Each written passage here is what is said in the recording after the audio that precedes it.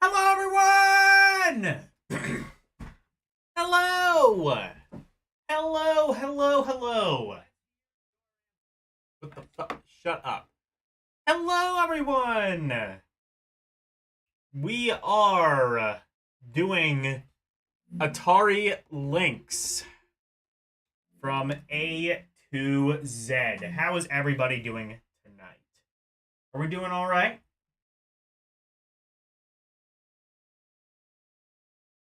The gaming's all right.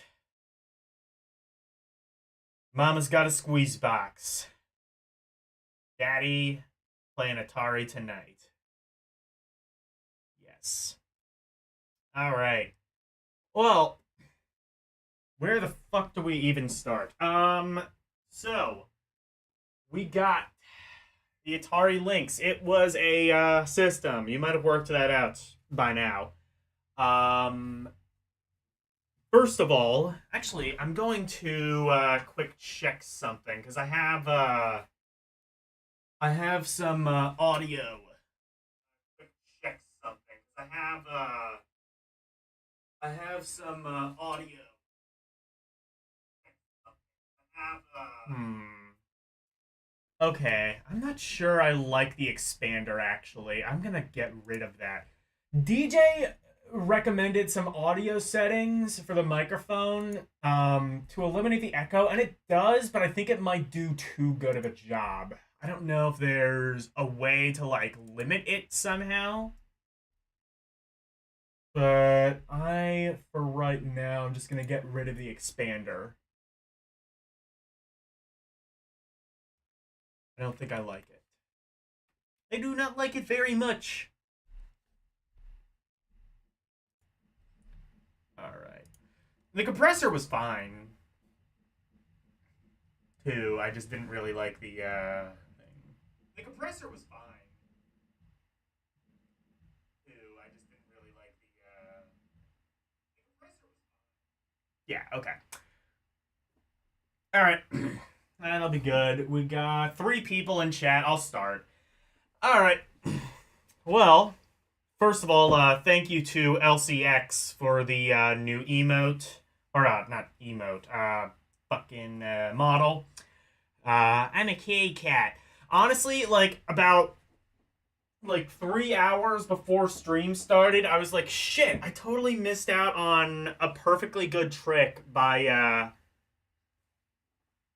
I could have had like a Bubsy suit, but oh well. We got Kitty Cat. And honestly, this one looks pretty nice too. It's got like the pixel art of the original Atari pixel. That, in fact, it's quite literally the exact same model, but with a cat suit on top of it. So I think this works just fine. And you're definitely going to see a lot of big pixels tonight, so it's pretty appropriate. This is a very pixely system. So I'll tell you what. I actually could do an introduction, but instead, I'm going to let Past Me do that because I did a video on the Atari Lynx about, well, one of this, well, 12 years ago. I'm actually going to say about 13 years ago because it was originally re-uploaded from my dad's channel. I re-uploaded it to my channel when I got my own. So let's watch the video that I made.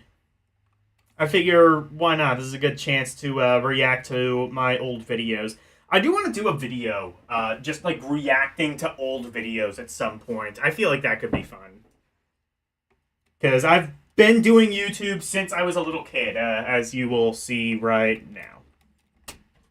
Hello everyone, this is Logan Diener, founder of Logatronics.wordpress.com. I should explain. Today I'm going to be showing you the Atari Lynx portable handheld console. Some of the features it has, a backlight button. Now that may not sound too terrific. Shit. I should explain Logatronics, I guess. When I first started YouTube, I was doing... When I first started YouTube, I was actually buying electronics and then fixing them. I never actually really did that. I was a 12-year-old. I didn't know how electronics work. And now I'm 26 and I know even less about how electronics work. But, yeah, basically, that's what I did. And I had my own website. That website, by the way, is still up as far as I can tell. Seems like the nice thing about WordPress is you can buy a URL and then it's just kind of there forever. Doesn't seem like you have to, like, as far as I can tell anyway. I mean, if there is a monthly fee to keep a domain up, my dad would probably be the one paying it, and I guess he hasn't stopped because I'm pretty sure it's still up. In fact, link to it is probably in here. I could probably look. It is... What the fuck is this? Okay, I tell a lie. The website is down. I guess at some point, I don't know. Maybe there is a monthly fee for WordPress and my dad stopped paying it, which, I mean, good. I haven't used the site in about 10 years, but yeah, I guess never mind. It's not available anymore. Anyway. Hello everyone, this is Logan Diener, founder of Logatronics.wordpress.com. Today, I'm going to be showing you the Atari Lynx portable handheld console. Some of the features it has, a backlight button. Now, that may not sound too terrific in today's standards, but this... As was then, as is now, I did not know how to focus a camera properly. To be fair, though, I did have... I don't know why I didn't turn the light on. I just, like, kind of figured, like, whatever, I'll just turn the iPhone's camera I was recording off my dad's iPhone 4. I think this was before I got an iPod Touch of my own. And, yeah, I just recorded off my dad's iPhone. This console came out in 1989, and it was competing against the black and white, non-backlit Game Boy, where you had to tilt it into the sun to make the picture come in clearly. And as opposed to this, where you can't get the picture to come in clearly regardless. You'll see that in a moment. But this thing, it's backlit, so not only do you not have to do that, you can play it at night. I like that feature. Night. Another feature is if you push option 1 and flip, it, well, flips. It flips the screen of your Atari Lynx. This is one of 2 ambidextrous consoles that I am aware of. There is this, and then there is a lesser known than the Lynx, I know. Lesser known console, I don't remember who did it, but it's called the Socrates. And it was an educational console, like for younger kids. And it featured an ambidextrous controller that you could turn upside down, which was wireless, by the way, and also a wireless keyboard. I think both used infrared, which I think for the kinds of games, it's not like it had, like... Also, there was some pretty decent tech in there as well. I think it was... If I had to guess, it was probably about the same tech as, like, an MSX, which was fairly like an MSX or an MSX2. So, like, it was about the same tech as, like, an NES, which it would have been competing with at that point. It was, like, that came out... Actually, it might have came out, like, the same year as this. Maybe 88. I forget. But, yeah, the Socrates is a very... They put their ass into that console way more than they realistically should have for just, like, shitty educational games. So you can play it like that, and of course you can flip it back the same way you flipped it. And if you push flip in option 2, it By the way, resets hello, Nicholas. the If I didn't say hello already. On the back we have rubber grips, which is great. You have a space for a lanyard. That sounded sarcastic, but really those rubber grips are really nice. They do add a good deal of comfort for the system.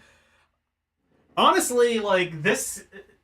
If you know anything about Jack Tramiel, who was the founder of Atari, I have to imagine there were probably meetings of, like, okay, should we have a...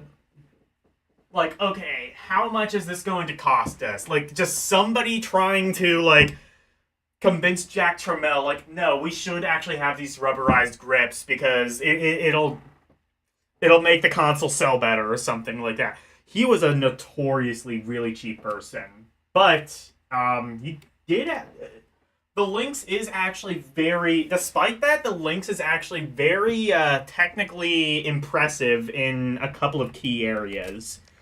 And namely another graphics cool thing and is sound. the cartridges. Both quite a bit better than even some of the home consoles that it was contemporary with. This might be, if not as thin, thinner than a DS cartridge. That is true. They are very thin cartridges.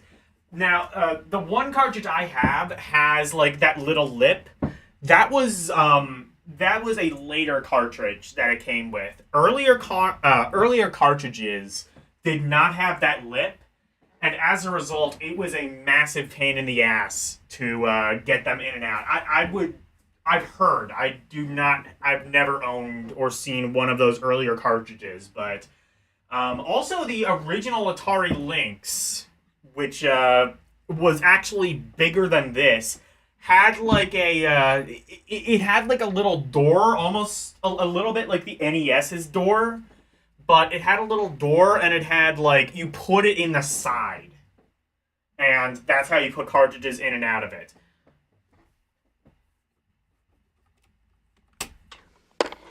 Of course, it's larger, but it's as thin. So, Hello, without Karimi. further ado, We're watching one of my old videos on the Atari Lynx, because I reviewed this back in the day. Power on. Power on. Hell yeah. That used to be my catchphrase. Should I bring it back? There we go. So this game is Chip's Challenge. Another I thing will you may have point noticed, out that it is little not quite dead that pixel difficult thing to see here in real life, but that does not that affect should give you gameplay at all. some kind of So example. you won't notice it. By the way, Chips Challenge has a somehow, really I don't even know weird- how I did it, but somehow my dad's camera glitched, and I was able to turn on and off the flash mid-video. Which is weird because you weren't supposed to be able to do that back then. It wasn't until like iOS 7 where it even let you do that mid-video. You better not show us hentai. Oh yeah, hentai, I think is what you meant to say. So when's Ninja Gaiden on Lynx? That'll be during the end. Actually, I will. You know what? I will. I'll give you a reason to keep watching because I'll show you that Chips Challenge clip when we get to that. But for now, we're gonna get to. I do know a frightening amount about the Atari Lynx, its history, and various other things like that. So I will be sprinkling that in throughout the series. This is a system I'm at least a little bit more familiar with as opposed to the Atari 2600. I haven't played I definitely haven't played all of the games. I haven't even probably played a lot of the games, but it's a system that I'm a little bit more familiar with for whatever reason. It is a fascinating system with a fascinating story and definitely a lot of drama behind it in its creation.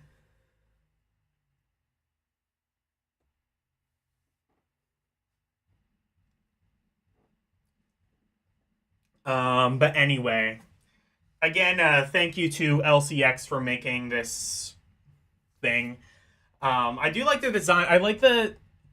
For a second, I thought of when I first saw it, I thought that was like a crown on top, but no. I see what L did. It's like kind of like a Halloween cat costume. Atari Panther. They're all There was supposed to be an Atari Panther. They ultimately canceled that. I gotta wonder how much of a difference the Atari Panther would have actually had to the Jaguar, because the Jaguar supposedly the Panther was 32-bit and the Atari Jaguar was 62-bit. Only problem with that being the Atari Jaguar was not 64-bit. So it was asterisk 64-bit asterisk. What's the best RPG on Lynx? Trick question. There are none, as far as I know. Which I think that is actually, it's kind of interesting because this is almost like, I didn't really set it up this way, but it's almost like we have the easy, and then this is sort of like the intermediate mode, because the Atari 2600 games were extremely basic, as was the hardware it was running on. This has more advanced hardware, but the games are actually still fairly basic. That kind of comes down to Atari's design philosophy of the time. Atari, they kind of, from the beginning, they were making simple arcade games, Pong, Asteroids, Missile Command, Centipede, and that was sort of their bread and butter. So, why break why fix what's not broken, right? Well, there were some design issues with there were some ultimate issues with that design philosophy. As games were getting a lot more complex, the Lynx and ultimately the Jaguar kind of suffered as a result. Anyway, speaking of arcade games made by Atari, I think made by Atari? I don't know. But, yeah, this is All Points Bulletin, APB. I'm gonna actually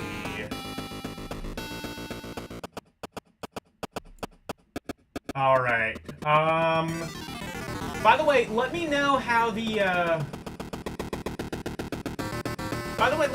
audio is, because this I changed a little bit of the audio settings to where it has like a compressor on the game audio. So it's supposed to kind of come up and down depending on how much I speak. Let me know if it's going down enough or if it should go down a little bit less. I don't know.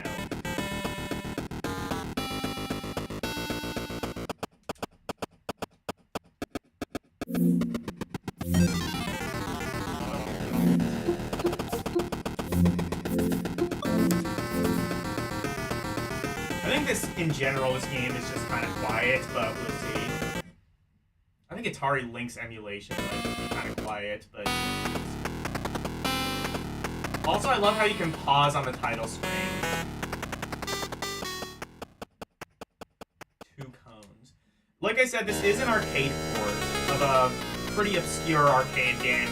And one thing you'll notice with a lot of Lynx games, the resolution was really small, even smaller than the original Game Boy, or the Game Gear, for that matter. So as a result, you get these really, Okay,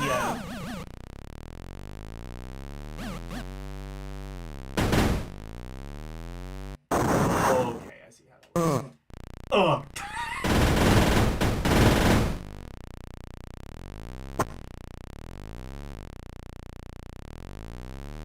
Okay, so I think, from what I remember, the goal is to,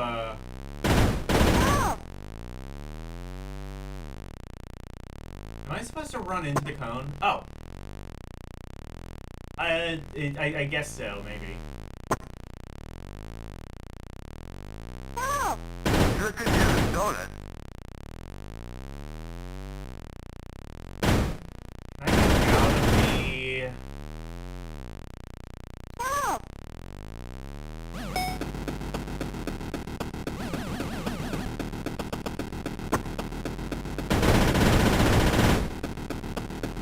This kind of does not control the best. It has, like, almost like Resident Evil tank controls.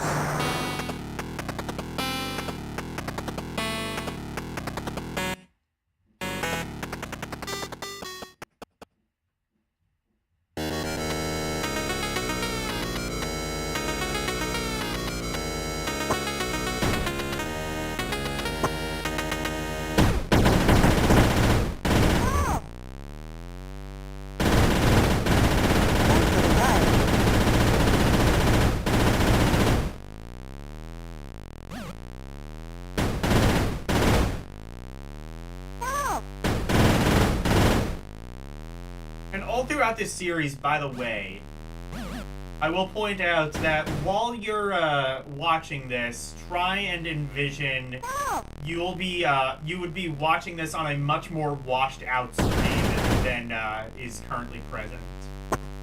So that's something I will sort of have to take into account with the rankings.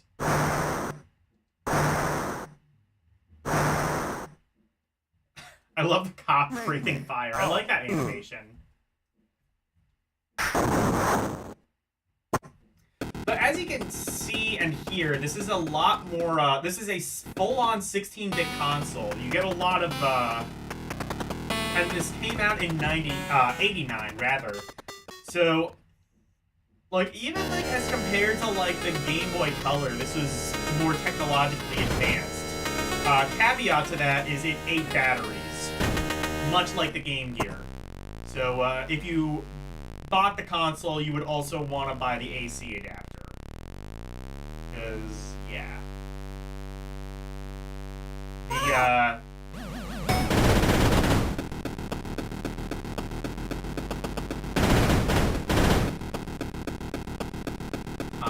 what?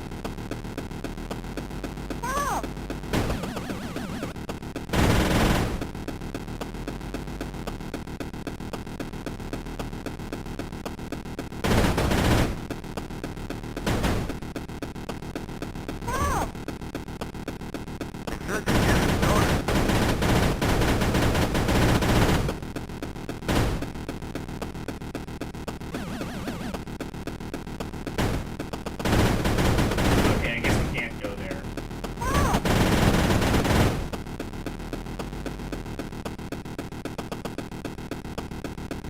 Okay, bye, Nicholas. I'm not entirely sure how this game works. But I do know I love that animation. That's one thing I can assure you of. I can assure you of that for free.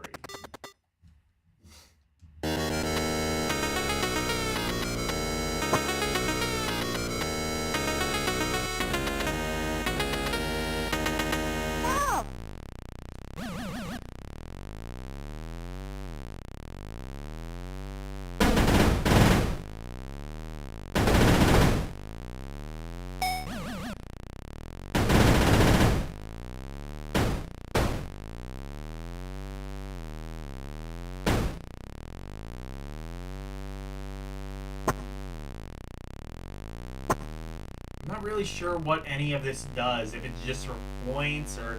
Does anybody have any experience with this game? All points bulletin? I will admit I don't really. I sure could use a donut. I sure could use a donut. Okay, nice.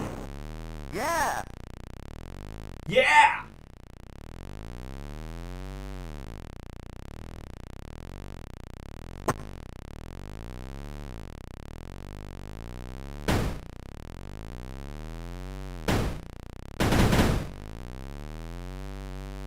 I sure could use a donut.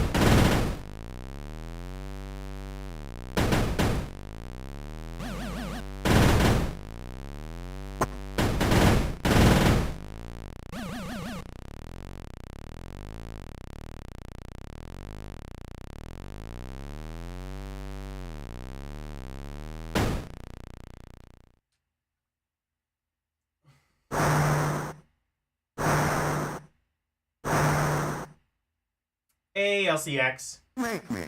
Oh. What the? Good animations. I think this game wins me over on the animations alone. Actually, what I'm gonna do... I mainly want to do this, actually. I do want to play the arcade of this, because it's actually been on my list for some time now. And for whatever reason, I've not been able to play it. I'll have to see if I can, but... Yeah, that's one that's been on my list for some time.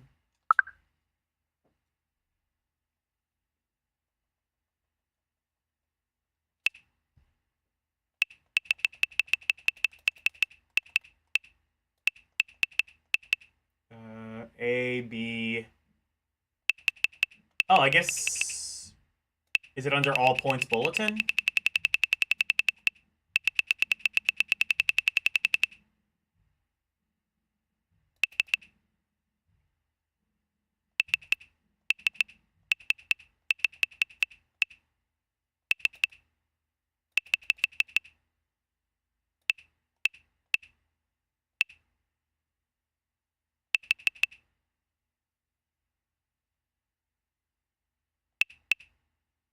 Was it not an arcade game? I might be totally wrong about that.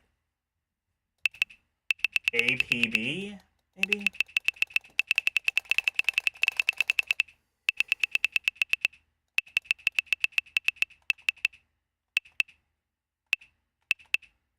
Oh, here we go. APB, all points bulletin. I wasn't wrong. Ha! See? I knew I wasn't crazy. What is your major malfunction here? I don't know how all points bulletin works.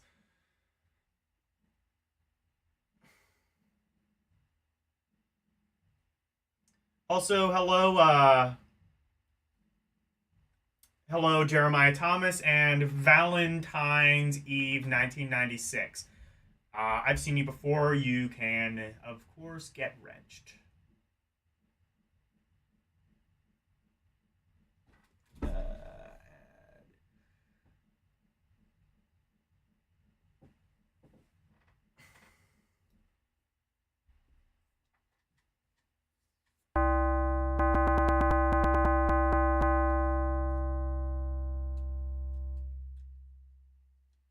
Oh, here we go.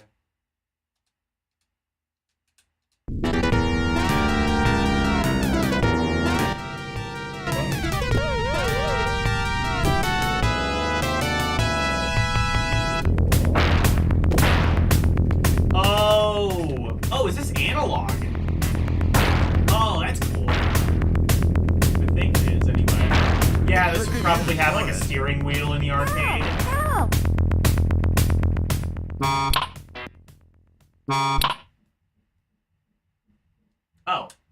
Wow, so this game is even harder. I'm not entirely sure how this one is played, and the arcade one seems like it's even harder. What the fuck is that thing that's like... Stop. I don't like the thing. Please. It's like distracting. Sure could use a donut. Get to the speed shop. I can't do that if there's like a fucking thing right on top of my car. It has more buttons. Okay. Certain parts were eliminated from the Lynx. Fair enough. It was only, well, 4 buttons. I wonder if there was any reason, like, they couldn't just use the other 4 buttons on the top if they absolutely had to.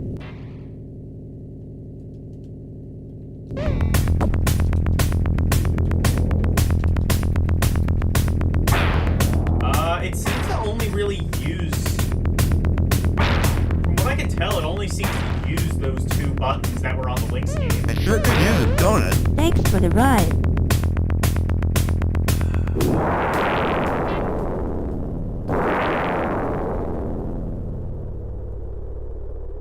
I think Lynx also was the only port of the, Did you know that this arcade game was the inspiration for Grand Theft Auto? I could believe that. It definitely looks like early GTA.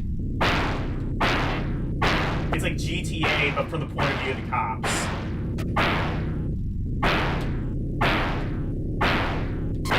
I sure could use a donut. Ooh, ooh, ah, ooh, ah, ooh, ooh.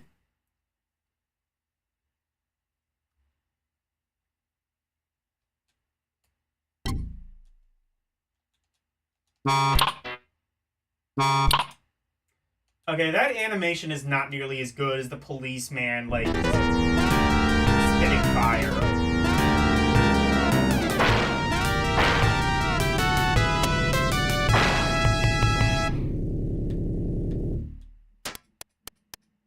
What?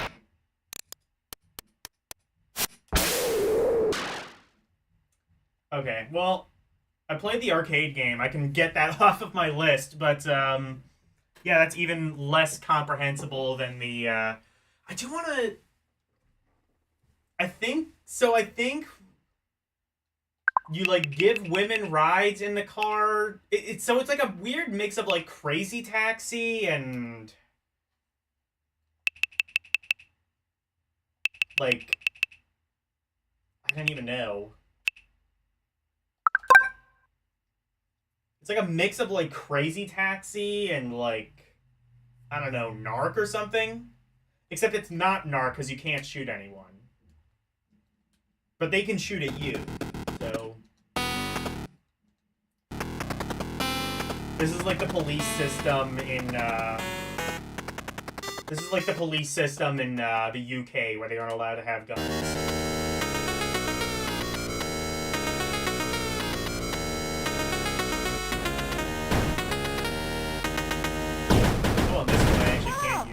I'm gonna enable analog to digital, actually. There.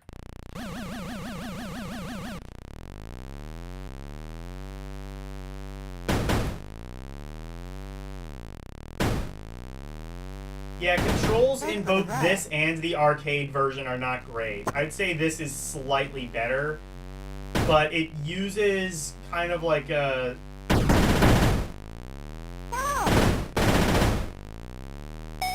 I don't really know how to describe it other than there's like a bit of a lag to it. Oh. But those animations and those sounds do Sure could elevate. use a donut. Yeah. Do elevate it, I think, a little bit further than it otherwise might be.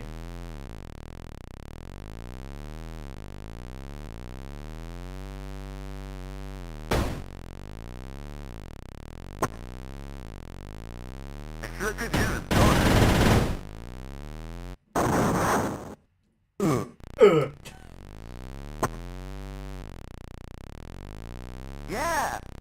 Yeah!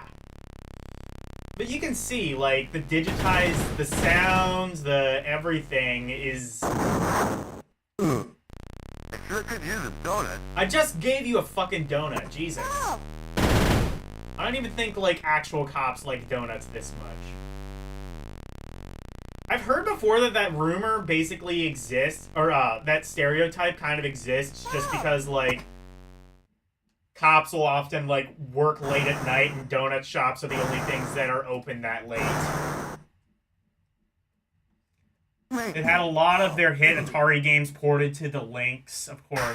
They had APB Stun Runner? Oh, I didn't even know that. Hard Drive! Oh my god, I didn't know Hard Drive got a port to the Atari Lynx. I'd love to see how that works. Pit Fighter, infamously, very infamously, had a port to the Atari Lynx. We'll get to that when we get to it.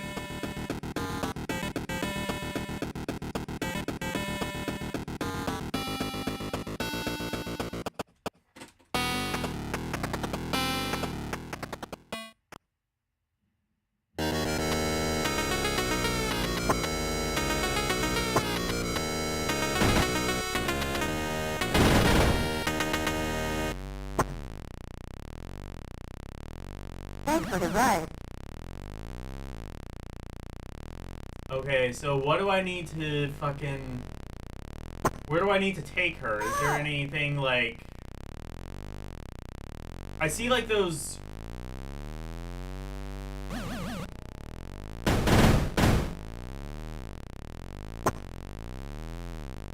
Help!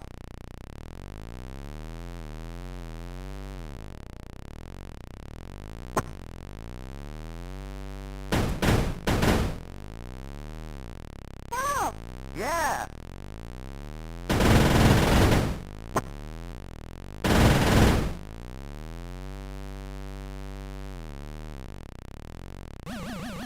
Help!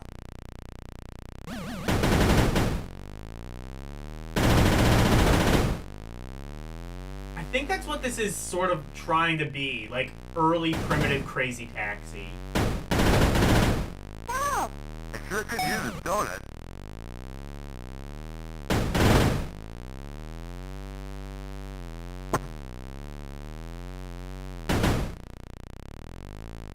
Not you again. Help!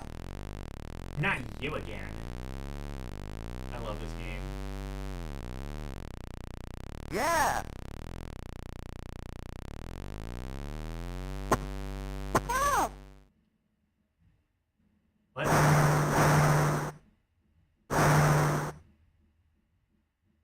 Make me. Oh.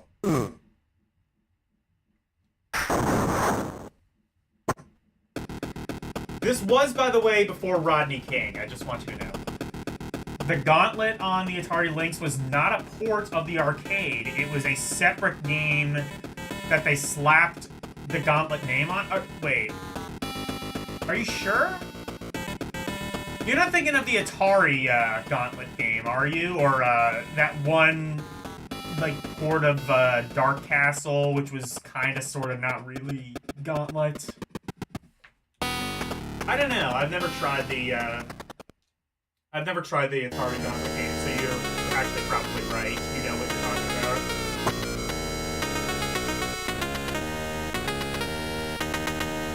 about. So, like, Atari kept having, like, games called Gauntlet that weren't actually Gauntlet. I mean, to be fair, I think the game called Gauntlet on 2600 was, like, one before Gauntlet, Yeah. and two not even Atari made.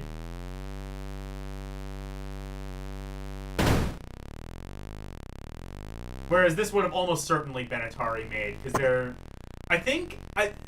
that's a thing you'll notice is a lot of the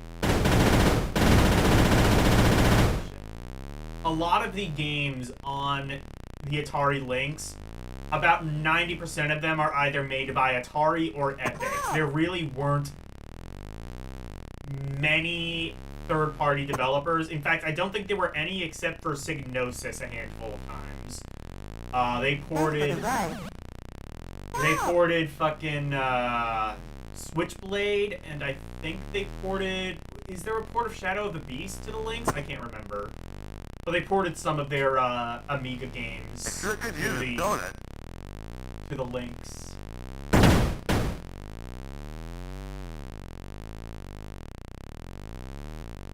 Yeah. Help! Sure could use a donut. I just gave you one, honey.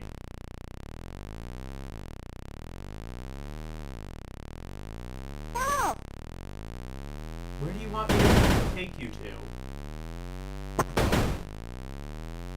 Unless, wait, did I go to the right place initially and I just have to, like, pull to the side, maybe?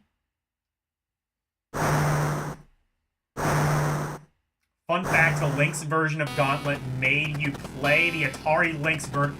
There's a couple of the original arcade version was played with a vertical. That's not the only, that wouldn't be the only, Lynx game that had a vertical mode. Also, Clax for the Atari Lynx did that. What? Well, that was fast. Make me. Oh. Ugh.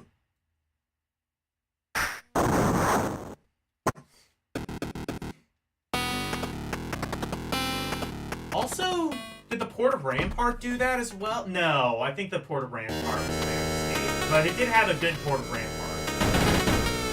There were a lot of good ports of Rampart at that point. If you were a fan of Rampart, you weren't exactly starved.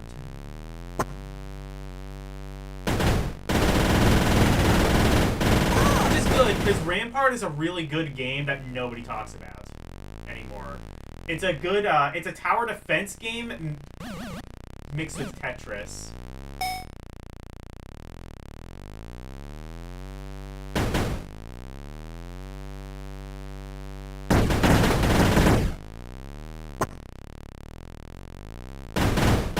Yeah.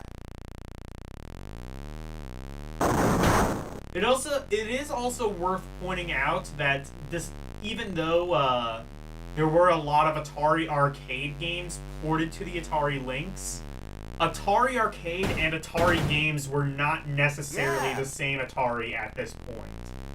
Basically, after the video game crash, Warner bought half of Atari, the arcade division of Atari, and they became, I think, Atari Games. And then Jack Tramiel bought the home division of Atari, and they became Atari Corp. Or that might be the other way around. Sure could use a donut. I think I got that right.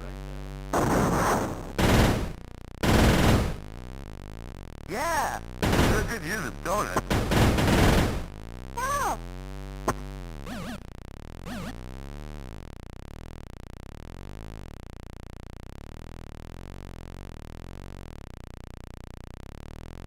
Well, Help!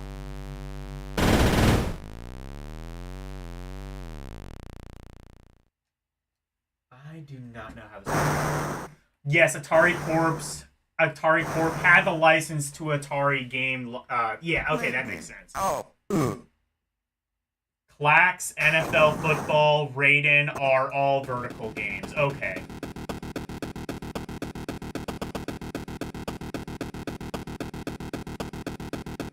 You don't think Zybots?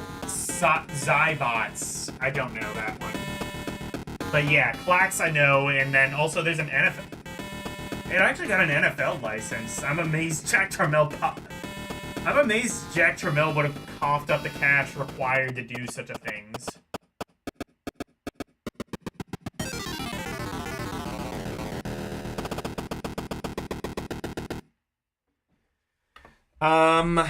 So that one I might already have to come back later to. Because I get sort of how it works, but I'm not quite sure. So I'll have to come back later to that. So, one other thing I would like to point out in the process of ranking, I'm going to do this slightly differently. Mostly the same. But, what is this? Oh, shit. I see, I think, what it did.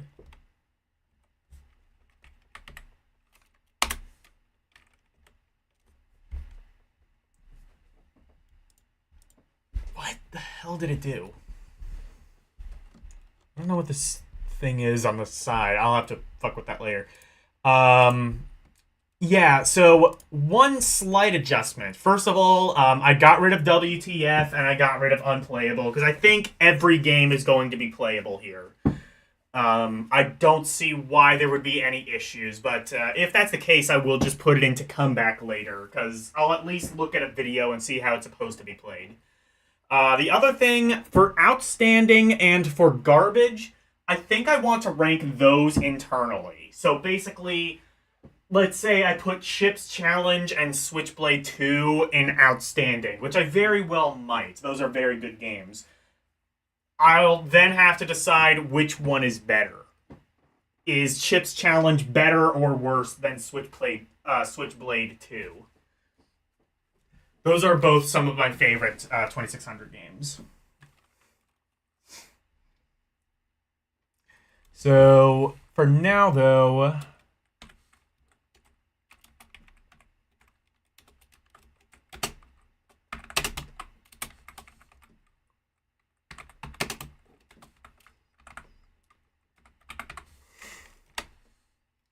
Also, I'm going to have to adjust the formatting of this slightly afterwards. But anyway, so this one was not released, but I want to show it off. Alien versus Predator. I want to show this one off because it is really impressive. So this, if you've never played the Atari Jaguar version of Alien vs. Predator, do so. It's actually a really interesting game. It's a Doom clone, but it has... Oh, this one's a bit louder.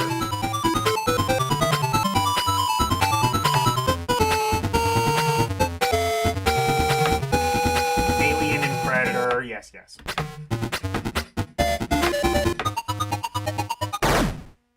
Anyway, Alien vs. Predator on the Atari Jaguar, it's a Doom clone, but it's honestly one of the most involved Doom clones. Honestly, maybe even one of the most involved first-person shooters I've ever played. Not only do you have to like, you know, shoot the aliens or the predators or whatever, especially if you're the Marine. But first of all, you can play as Alien, Predator, or Marine. Alien and Predator can stab, so you have to be a bit more stealthy. The Marine has a gun. So there's an element of stealth if you're playing as the Alien or the Predator.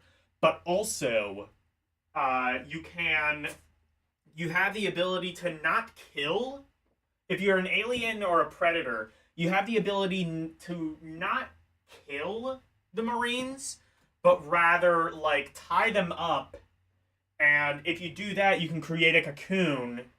And if so, you can use the Marines to, like, farm life. It's a really... Ketsu, if you've never played Alien vs. Predator on Jaguar, I highly recommend doing so. You can emulate Jaguar in RetroArch. There's also Parallel, or whatever the hell it's called. I forget what the... Big something. Big Jag or something. But the RetroArch core works just fine, and it's a really impressive thing.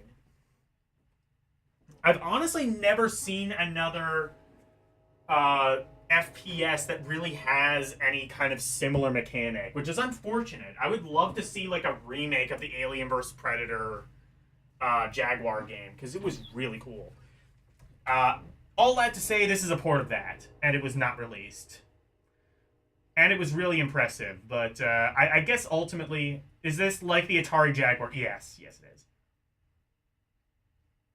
Also, Cerulean is here. Where's Cerulean? I didn't see... I don't think Cerulean's here, but he should be. There were rumors back then that they were going to make a cable to connect the Lynx to the Jaguar. That wouldn't surprise me if that's the case. You played it on Jaguar before, emulated it with the new Jaguar emulator, got bored with it after a couple of levels. Fair enough, but it's a really impressive thing. This was going to allow you to use the Lynx as a motion tracker in Jaguar Alien vs. Predator. That's so cool. See, like, look, you don't see, like FPS games were, like, all the fucking rage, like, 20 years ago. Like, you had Call of Duty, you had certain parts of Medal of Honor, you had fucking, like, Battlefield, you had, like, all of these FPS games, and they were all the fucking same. Imagine how, like, sick Alien vs. Predator would have been if it had released, like, 10, 20 years after it did. It was, like, such a missed opportunity. Yeah, like how you could connect GBA to GameCube. Yeah, I think it's a similar thing. Anyway.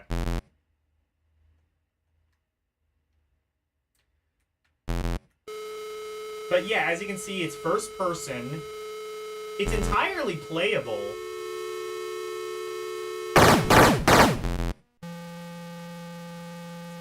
Actually, can you play as the alien in this one? I'm not sure.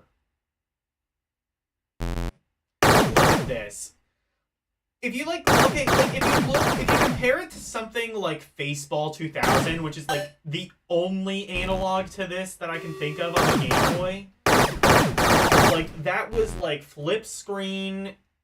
This is kind of flip screen in how it turns, but look at how impressive this looks. This was, again, on a console that came out the exact same year as the Game Boy, and in fact may have been in development before it.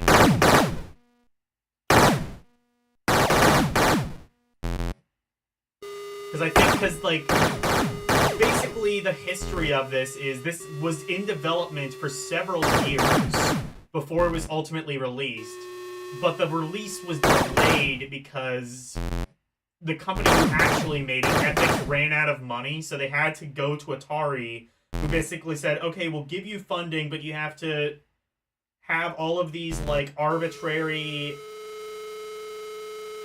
You have to meet all of these arbitrary goals that are total bullshit and that you will never actually meet. Of course, Epic didn't do that, and as a result... Jack Tramiel was able to be like, oh, actually, so since you weren't able to do that, we're going to buy you and we're going to, like, release the Atari Lynx as our own, and we're going to force you to make Lynx for our system, and we're going to basically make it so that you can't... Actually, no, I don't even think they technically did buy it. I think he was able to basically do all of that without just buying the company outright, because that's Tramiel.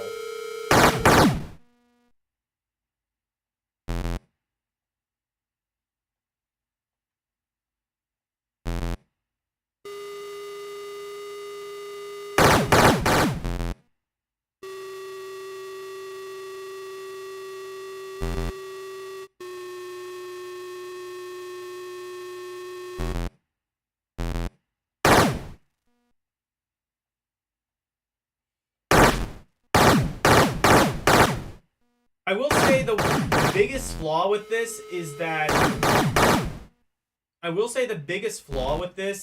a lot of the backgrounds look the same. So it's not...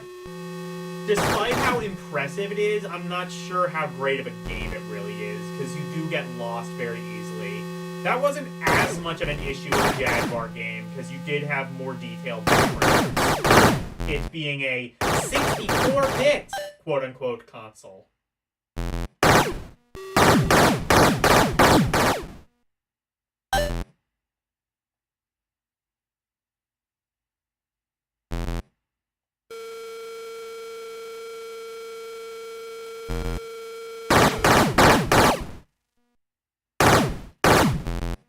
There's not a way to, like, open things, is there? I don't know if there's, like, more to open.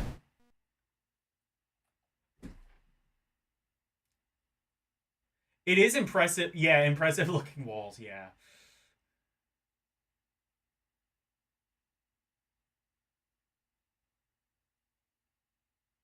That's specifically why you didn't like the Jaguar game. All the levels felt the same, and all areas. I guess it was. Maybe it wasn't as bad.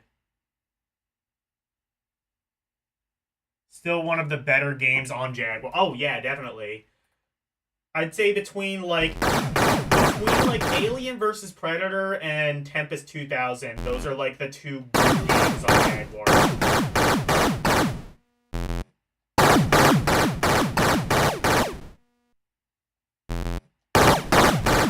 Can you like think of any other ones that are good? I think that might just be it. But yeah, definitely, I would have loved to see this at a time where like I would have loved to see this at a time where like the technology was actually good enough to do it properly. Because this is such an impressive like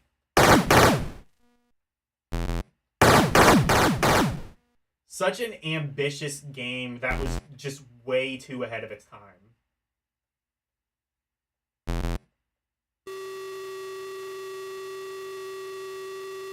And it's really a shame, but... Oh shit, I found something.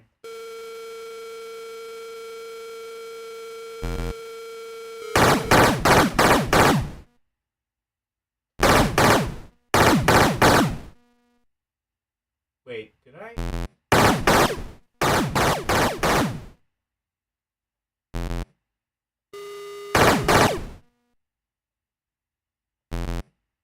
Oh, I think I did, yeah. Cool. Well, I bumblefucked around and found something, so that's something.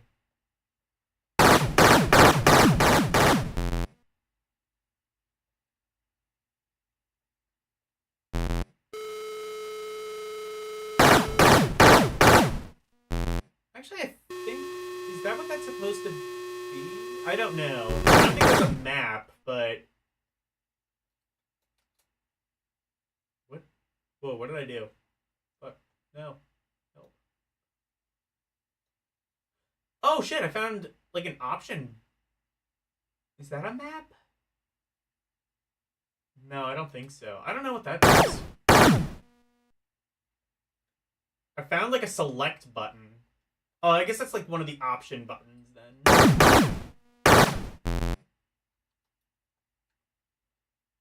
Wait. I wonder... Oh, wait, no, that's right. No, because if that's the... Yeah, never mind. That would be the save state button. I wondered if you could... I think you can flip the screen in the emulator. I just don't remember what the flip button is mapped to. There's a flip button, and then you have to, like, press one of the option buttons in order to actually do it. In most cases, that isn't... In fact, all cases, that's not necessary, because especially even the games that require you to go vertical, the emulator will just do that automatically. The Jaguar game is pretty varied. You can play as 3 different characters. In addition to the 5 human ship levels, there's also Predator and Alien ships. Okay, cool. How's it shooting? It's good. Hello, Arus. Oh, yeah, that's true. It did have a Doom port, but no music, so... I mean, I guess if you didn't have a PC, but you had a Jaguar, that was probably an okay port at the time, but there's kind of no reason to play it now. I want to see if I can... The walls look compressed. I want to see... Can I play as the alien? Oh, I can. Here we go. Oh, I can't play as the Predator, though. I can only play as the Alien or the Marine.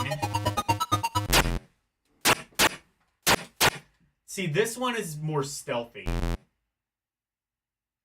Does it have that feature where you can, like... I don't think it does.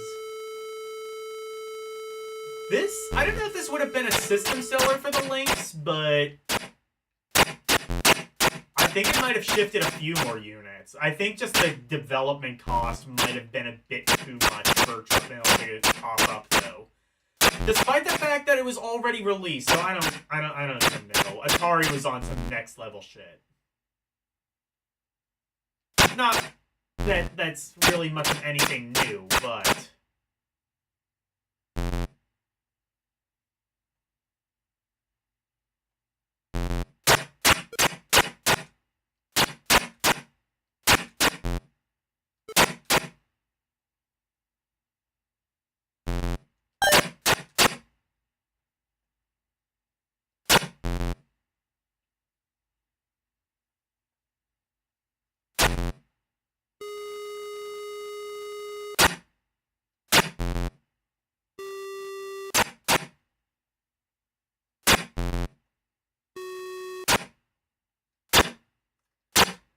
Jaguar would be a cool console to own, I think. I've seen a Jaguar before, but it didn't come with... It was literally just the console and the box. So, like... And like, I'm not going to get the controllers. From what I understand, the controllers are massively expensive for the Lynx. So, it doesn't seem like a great deal to me. But owning a physical Jaguar, that's something I wouldn't mind doing. Would be kind of a pain to capture, though, because I think it was RF only. So I think I would have to, like, hook it up to a VCR like I tried to do with the television.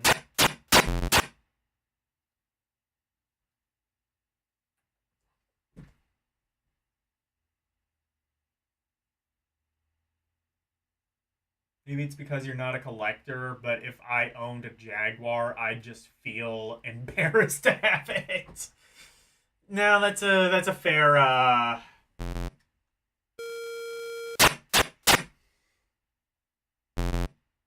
that's a fair thing to.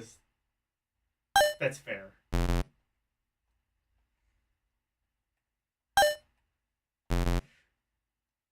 Yeah, I got a Super Nintendo. I got a Genesis. I got a Jaguar. That's great. I can play Tempest 2000 and Alien vs. Predator and yeah, Chrono Trigger beats the shit out of both those games.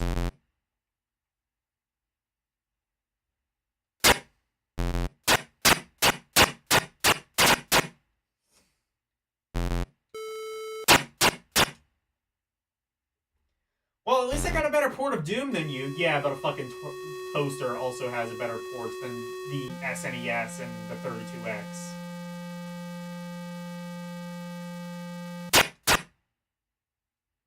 Anyway, I'm not actually going to rank this because it wasn't a you own a Jaguar CD. You own a fucking every retail game ever released and a bunch of homebrews. And I am not embarrassed at all. I can totally see that. Seems like a strange thing to be embarrassed about, but to each their own. I mean, definitely if you owned a Jaguar as a kid. Then again, though, if you owned a Jaguar as a kid, you could probably justify it. Again, being like, hey, look at Alien vs. Predator. Look at how it beats the shit out of fucking everything you have. Because it's like, not just a move and shoot game. It's a move, shoot, stealth, inventory, resource. Seriously, make a fuck. Who owns the rights? Who owns the rights to the Alien vs. Predator IP? Get them on the horn. Make them. Get them on the horn. Get whoever owns Atari Games, whatever holding company owns the VCS, whatever. Get them on the horn. Make this happen. We need a remake of Alien vs. Predator.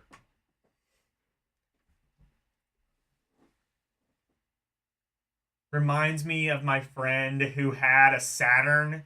Whatever he had was a PS1 port. That was probably better. Yeah. Yeah, no, that's what I'm saying, is that's how kids were. Like, no matter... Like, that's how it was. Like, when you were a kid, nothing was bad. It was either just like, if it was a bad game, it was just like, oh, I suck and I can't play this. Or if it was like a bad console, it's, well, actually, if you look at it from this point of view, it's actually better. If you look at, like the fucking Tiger, like LCD games, well, actually, if you look at it from this point of view, it's actually better than the Game Boy. You know? I guess, like, I guess to a certain degree, kids would kind of just be like, enough people would be like, oh, your system sucks. And I think, like, eventually, like, the kid would kind of just be like, yeah, you're probably right. But, again, like, except for the 2D fighters, which he didn't have, yeah. Oh, Final Fantasy VII. I have Final Fantasy VII. I mean, to be fair, you could probably, like, if you, like, brought up Final Fantasy VII to a Saturn person, they could probably, like, come up with Panzer Dragoon Saga, which was actually, like, a full 3D game. And you could probably beat them, honestly. Because, like, Final Fantasy VII had, like, some cool-looking FMVs, but, like, the actual game wasn't, like, that impressive looking, I would have said. I guess it was just like the actual story was a much bigger than you could have really done on any other console, though. That's sort of the appeal of FF7, just like from a technical level. You still have memories of playing 3D Frog Frenzy as a kid and enjoying it. What's 3D Frog Frenzy? The Jaguar Alien vs. Predator is owned by Rebellion. So you would need that approval too. Okay, well there you go. Hell, like it doesn't even need to just call it like, I don't know, just call it like Alien Attack or some like shit like that. It doesn't need to have the Alien versus Predator IP. Just like make a modern game with the mechanics of Alien versus Predator, and that would just be like that would just be game changing, I think. No pun intended. Anyway, not ranking that. Let's play some awesome golf! Awesome!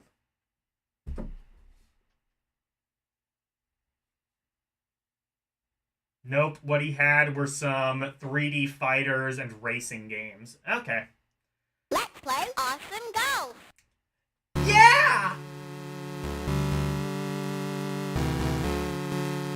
Mega Man 8 on Saturn is supposed to be better than the... There are some Saturn ports that are better than the PS1.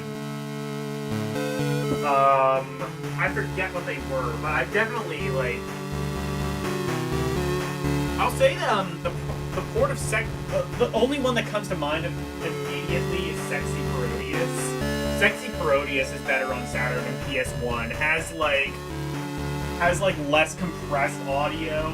Also, like some FMV games. PS1 was not the best when it came to FMV. A lot of it was like lower frame rate kind of stuff, whereas the Saturn could do FMV pretty well.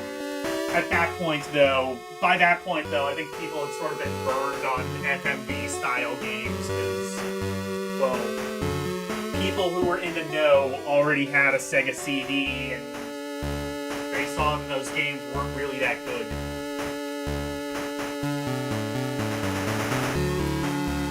There's also Hot Shots Tennis Beta. Okay. Or Hot Shots Golf, yeah.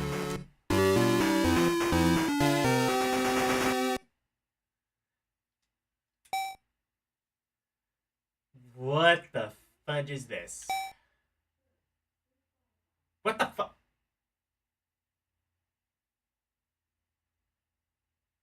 Okay. Hold on a second.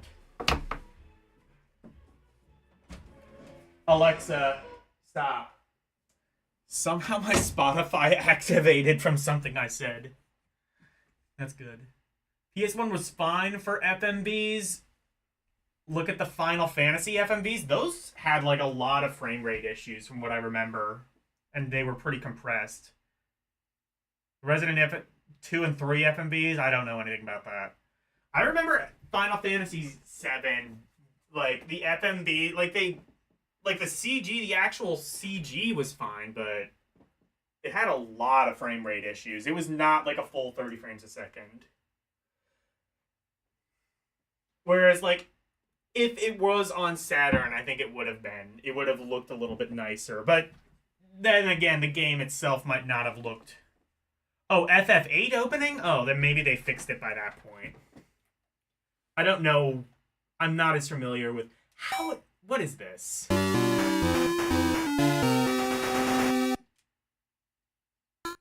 I'm not as familiar with FF8. I do want to play FF8 at some point. Chrono Cross opening? Okay, I'll have to check those out.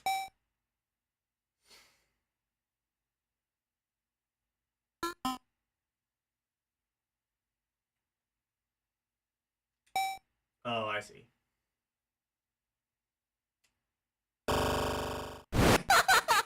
What?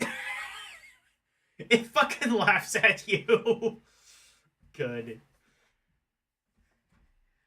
You know what? How L has like an LOL redeem? I might have to make that my LOL redeem. Hold on, let's do it again. Good.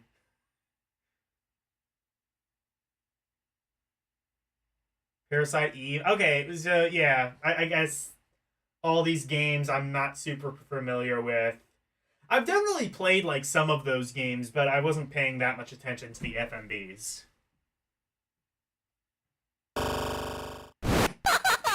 Fuck you.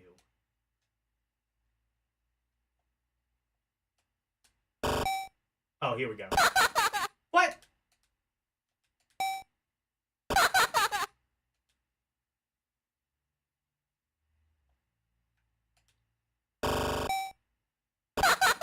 What? Why not work?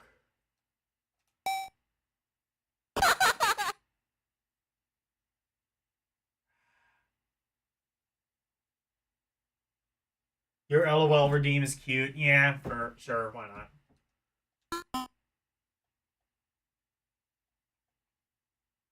Layer 1, stroke 7. Okay, I see. Full 1.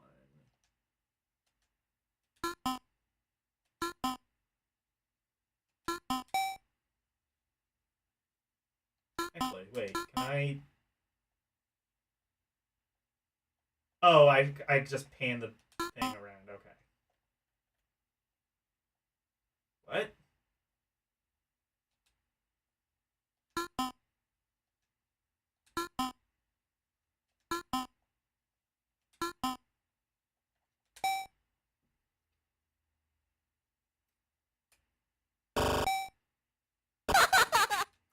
Motherfucker.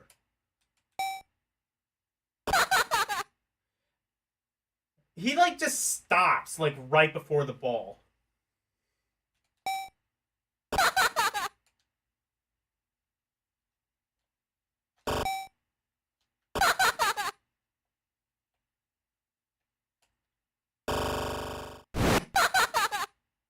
Wait, actually, I wonder.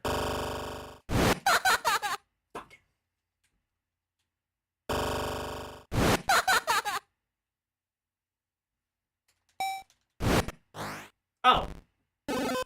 So if you... Okay, well, somehow I did it. Okay.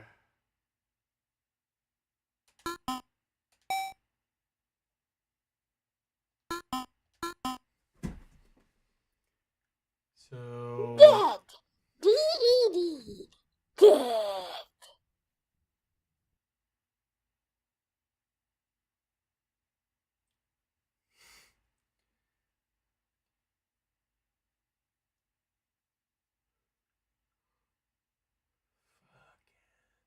Where the hell am I even? Whatever.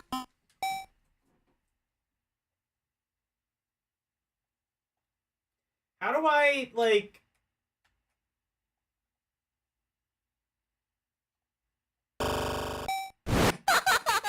Fucking...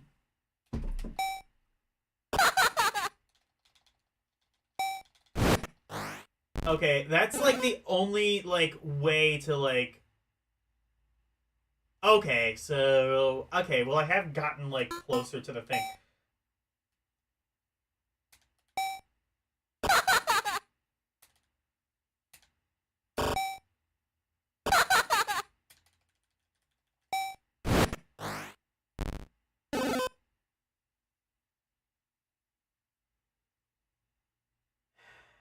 So it's like you can make like incremental progress or just not hit the ball and it laughs at you. This is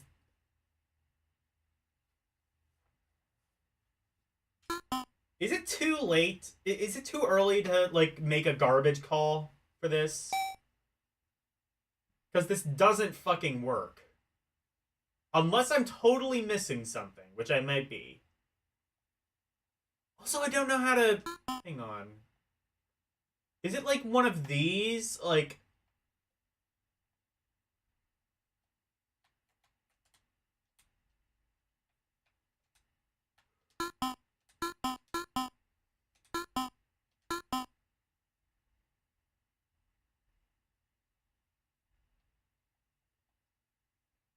oh, I found it. Okay.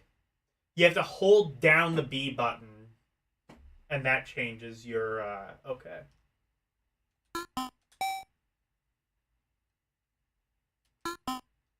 Can I wait?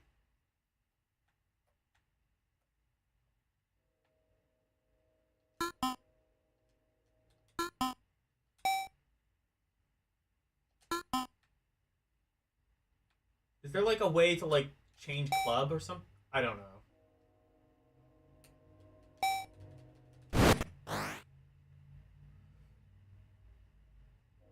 Oh, well, I did something. No, I think I got further from the ball. Okay. Fuck this. You have barely played awesome golf, but you cannot remember having any problems. Well, it's. I'm gonna try this again because I think I might understand a little bit how it works.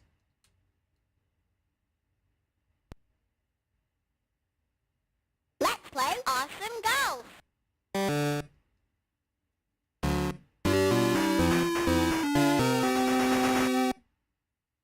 Oh wait, America's an option. USA, USA, USA, USA. Okay. Actually, I think that's what I did the first time. Never mind.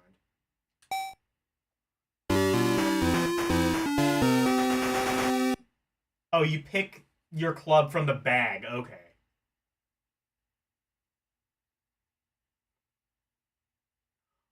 Oh, I see. So the hole is over there. Understood. Okay.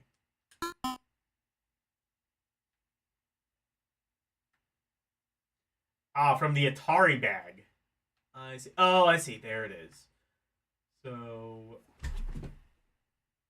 Ah, and then there's the. I see. So there's a 5 wedge, 8, 7.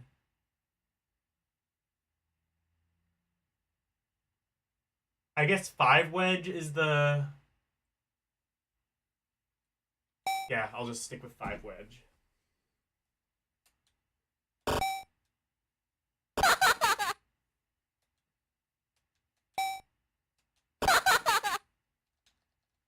I don't know. Like, mashing the thing is like the. Mashing the button is like the only way I can even pick the driver. Okay.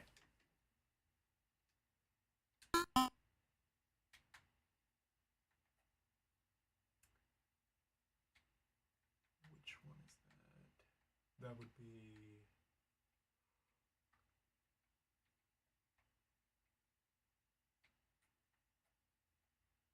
P.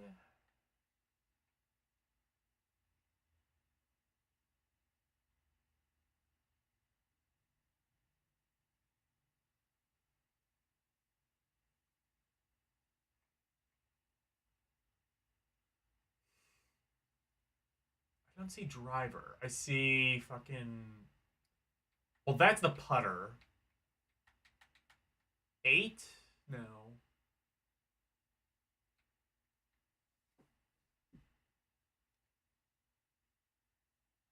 Get lift on the ball. Okay. SW is sand wedge for when you. Okay, yeah.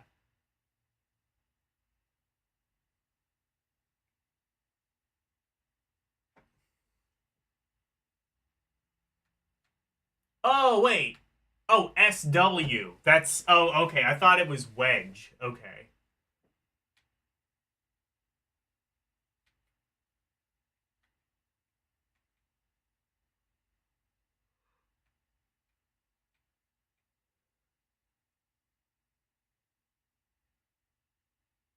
Oh, that one's putter, I think.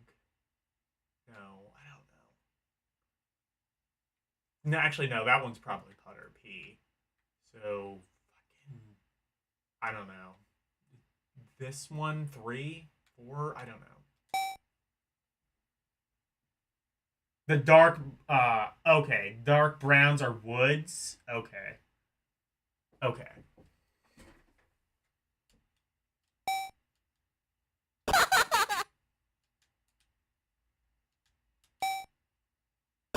Okay, I have the same problem, so just mash buttons. That's the only way to actually... That barely did... Fucking...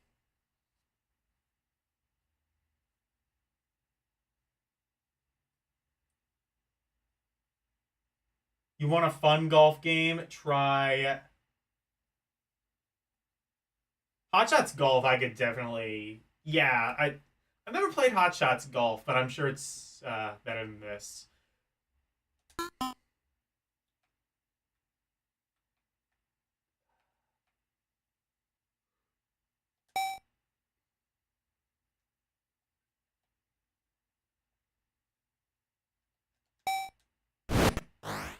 Oh, I see. I understand. I think I understand how it works, sort of. So it's...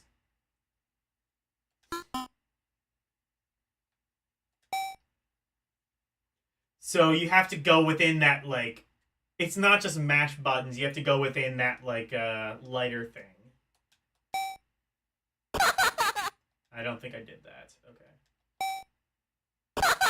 What? Yes, I did. Okay, never mind.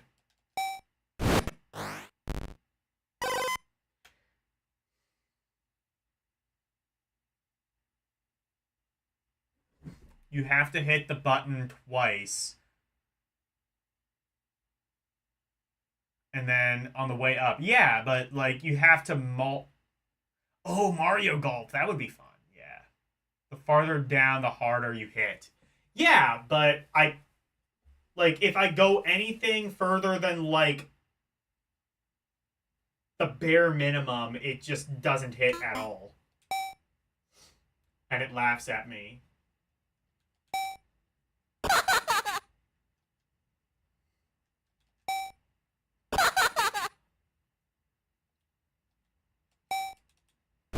Oh!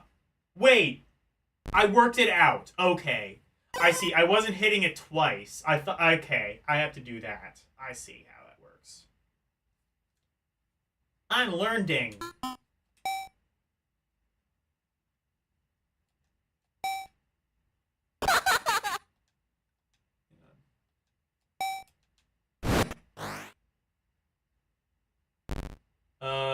Okay.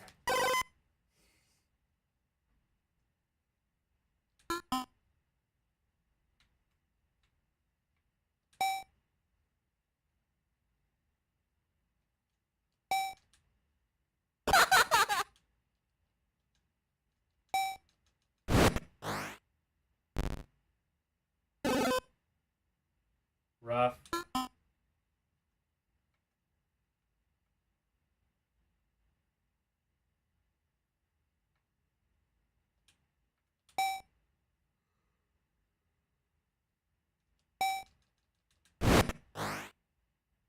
Oh, fuck! Okay. I'm gonna restart this now that I understand sort of how it works. Hey, Orc War Chief Refuse.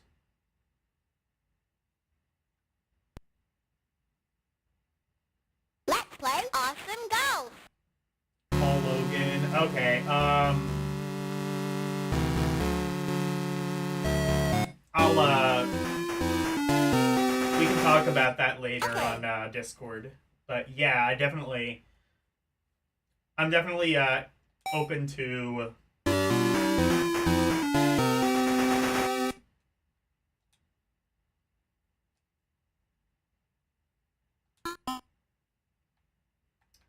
I feel like this needs... I feel like you need to, like, play this on, like, the Marlboro, branded Atari Lynx, which, from what I understand, was, as far as I can tell, was never actually mass-produced. I think it might have just been made for, like, some convention somewhere, and that's about it. But it is still pretty cool. It's like those Coca-Cola Red Game Gears. Like, super rare, and I wish I had one, but I will never get one.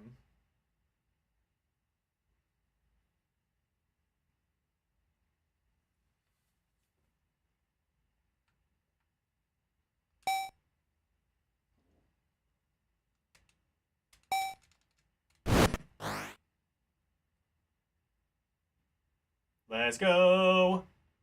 Yeah, look at that sprite scaling, baby.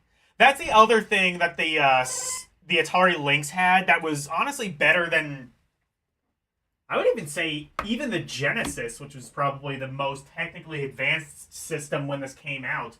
Atari Lynx had, like, hardware sprite scaling, which we wouldn't see in a home console until the Super Nintendo. So, again, really, really advanced system for its time that was kind of just hamstrung by Jack Tramiel being Jack Tramiel and being really fucking greedy.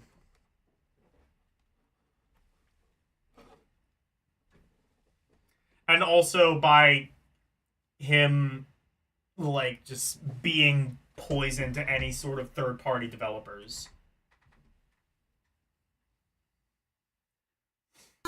But yeah, look at it. It's a really impressive system. Actually, I would say ultimately, like, from a hardware level, the only thing that really truly hamstrung it was just how low the resolution was. Like, you see, like, there's a lot of, like, really big blocky texts and big blocky graphics. I think of the three handhelds, by far the Atari Lynx had the lowest resolution. I don't know what the exact resolution of the Lynx was, but I think like the Game Gear probably had the highest resolution, and then the Game Boy, and then by a pretty sizable margin, the Lynx was last. If Epix had money, the Lynx may have been released in 88 or 87. Yeah. So that's what I was saying by this was probably in development before the Game Boy even. So it's I cannot stress enough. I know I sound like a broken record, but I cannot stress enough how ahead of its time the Lynx was. Granted, I don't think the Lynx would have done much of... I don't know if Epix would have really done much of a better job at marketing the Handy or the Lynx or whatever than Atari. Because what Epix brought to the table was shit like California games and, you know, things like that, which, you know, like California games or not, it wasn't exactly gonna be Tetris. I think the only thing that could have really stood up to Tetris was, well, one, Clax, or two, Chip's Challenge. Both very good games, but neither of which would have really been a Tetris killer.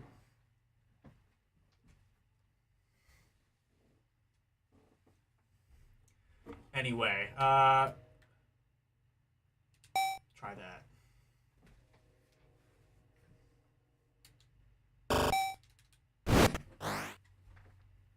Oh, okay, it's on the fairway at least. Maybe I shouldn't have abandoned the wedge quite so quickly. In fact, I'm going to use a driver, rather, one.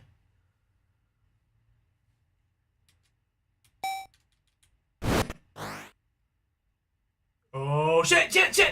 Yeah! On the green! On the green! Oh, wait, no, it's... Fuck, never mind, it's on the rough. It's close. Wait, where am I? Oh! Actually, never mind, I'm, like, almost on the green. Enough to a point where I think I can use a putter.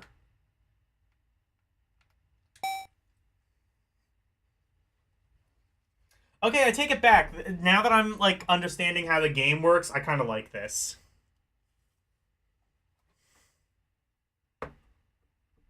The best handheld was something a friend of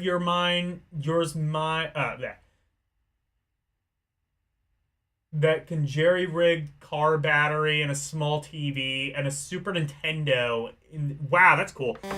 Well, there was, I don't know if anybody has ever heard of this, but there was actually around the same time as like Game Gear, Atari Lynx. I think maybe even like it was called the Axe Boy or something like that, and it was quite literally a Chinese-made Famicom, portable Famicom. But it came out. I think it was called. Oh no, it was called the Game Axe Color. I think it was. And it used like the same technology as the Lynx and the Game Gear, so it probably also had the same failure rate as both of those systems, and also kind of had the same sort of washed out LCD screen.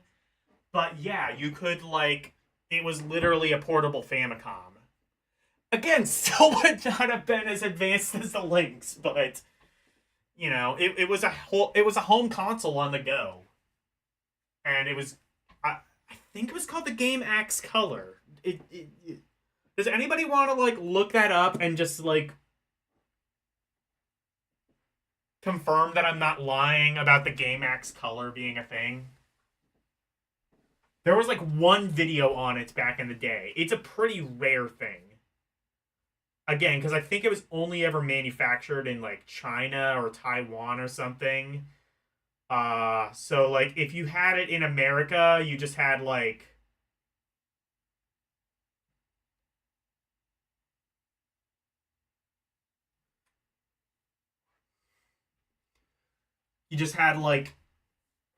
I don't know, probably like some military dad who was going over to China on business. Personal business. Okay. Oh yeah, no, wait, never mind. I already have powder selected.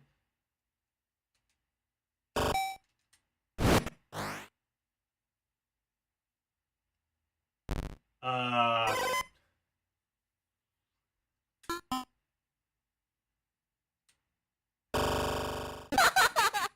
Fuck you.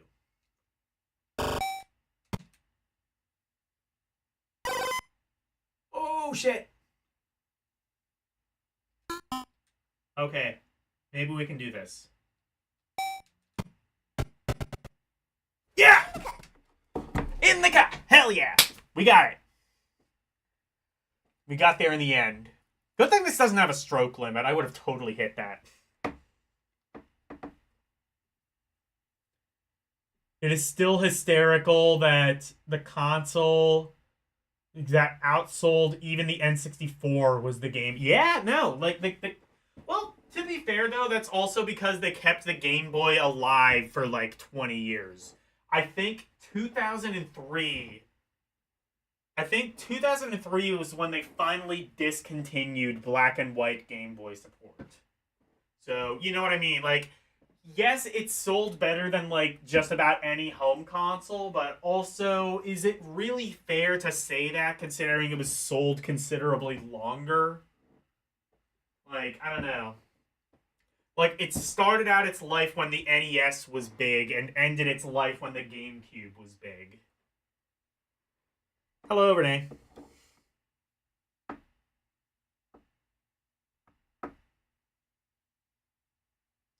Game Boy Color outsold the PSP? Okay, that's kind of funny.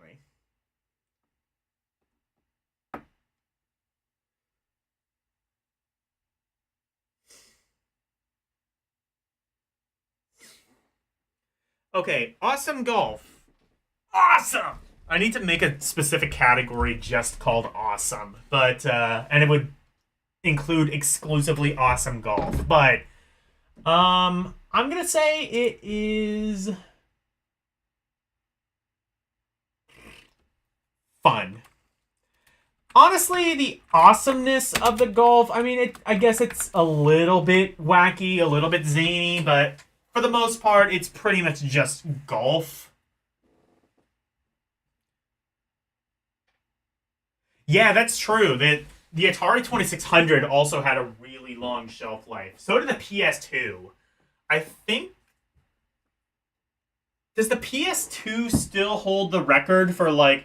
No, I guess technically not, because, like, technically the Sega Genesis and Sega Master System kinda, sorta, still have yet to be officially discontinued. Although, I don't know if that counts, because, like, it's not like they're selling, like, the original Master System. Because, like, by that logic, you would say, like, the Famicom still has support, because they have that in, like, cheap plug-and-plays and the big boys and shit like that, but... And those are, like, NOACs, and Master System would probably just be something on a chip. So I would say, like, as far as consoles go, PS2, I think still holds the record for longest support on a system. I think. No, because, like,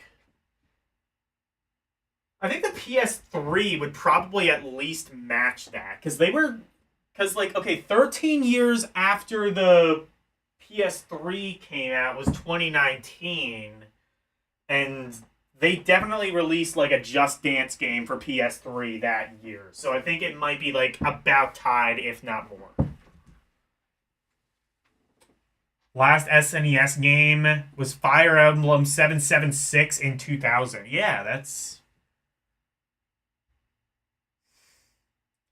So if you remember correctly, the PSP stopped being sold in America.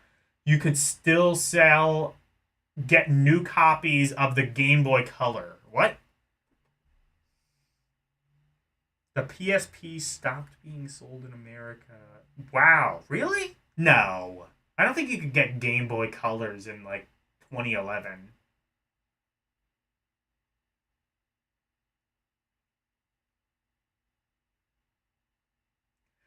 I mean, yeah, true. You can get into, like, if you get into, like, homebrew shit, like, yeah, like, you're right. They're still making games for the Atari 2600, but that's a huge gray area. Your new 5 Lynx homebrews came in today. Yeah, there you go. So, if you're talking consoles, that's PS2 all the way, almost 16 years? I don't think it was 16 years. I think they stopped support for PS2 in, like, 2013, I want to say. If you're going to count clones, the Famicom, yeah, but again, that's kind of... Anyway. Oh, shit, more sports. Fucking baseball.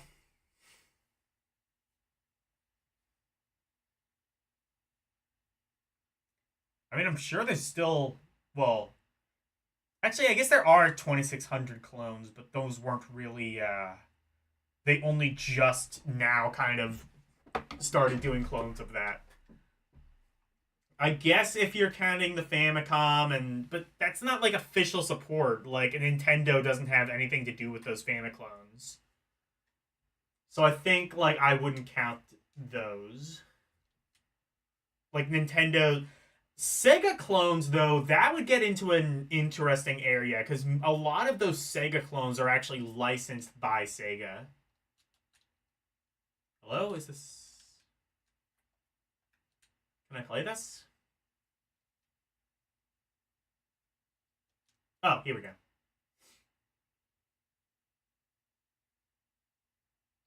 I said, here we go.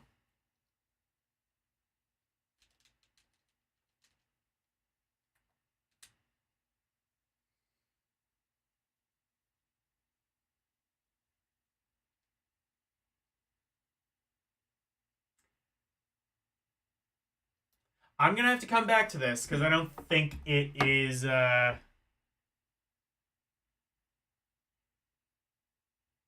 Atari themselves make new 2600 and 7800 games today. I mean, I guess, but, you know.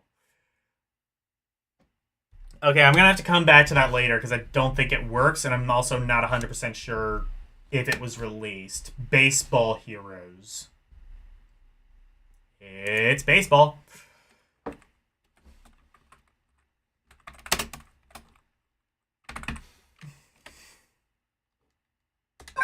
Oh, shit. Wrong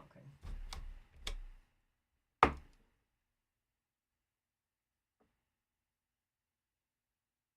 They were still making FIFA games, and they were still being sold in Africa, brand new. Oh! I see where you're getting the 16 years from then. Yeah, maybe in like some developing markets they kept the PS2 alive a bit longer. So yeah, maybe the PS2 still has the record. You know what? Here's how we can settle this. Alexa, what console has the most amount of support? Wait, no, that's the wrong thing.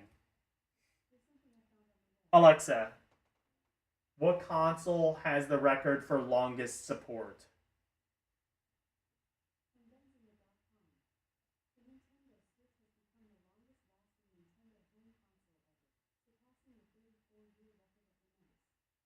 What? Okay. It's the... Okay. So it said the Nintendo Switch is the longest lasting supported console by Nintendo, surpassing the 34 years of the NES. Anybody want to explain, like, literally everything that's fucking wrong with that? Okay. Fuck you, Alexa. You don't know shit. 2600 came out before the Commodore 64, and games are still being made. Yeah, but... Continuous support, though, is kinda... Even Just Dance was on Wii. Yeah, so that would have been 14 years of support. Now I don't know. Well, it definitely wasn't the Atari Lynx. I can assure you of that. The Atari Lynx does not hold any records. Maybe world's blockiest graphics, but I think the Game King beats that.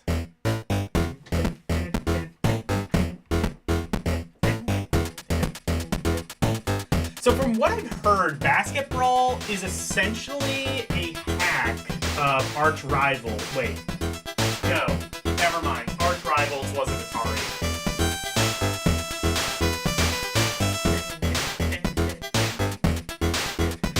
Okay, you know what? Fork, you were right. 80s techno is a thing.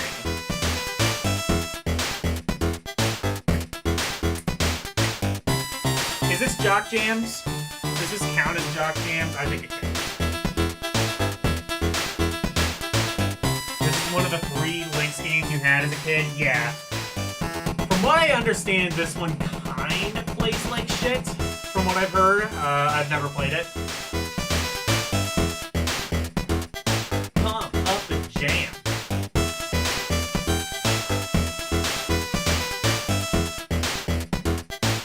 Oh. Wow. Okay.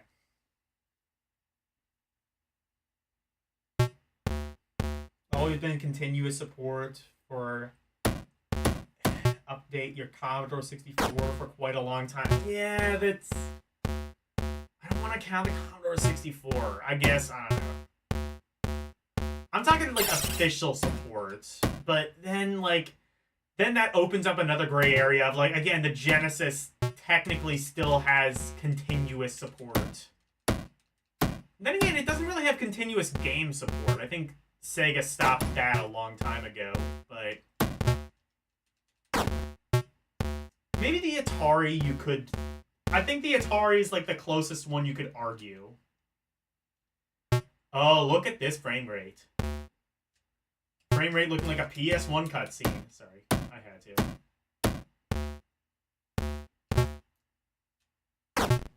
What? Okay.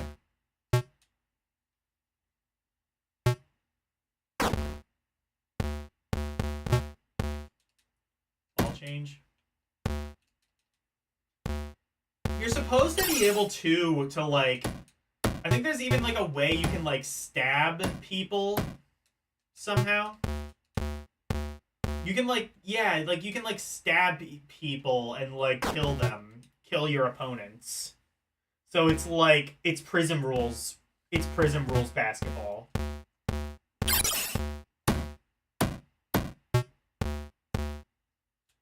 How you do that, I'm not 100% sure.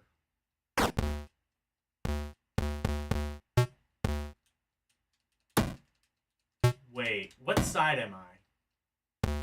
I think I'm probably this side, I would guess.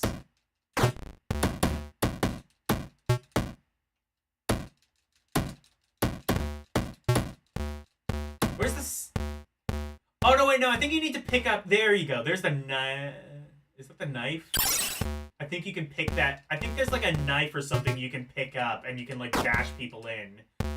And then it becomes like Prism Rules. That's where the brawl part comes in Basket Brawl. It again just becomes Prism Rules basketball. I think it's this blob of pixels somewhere.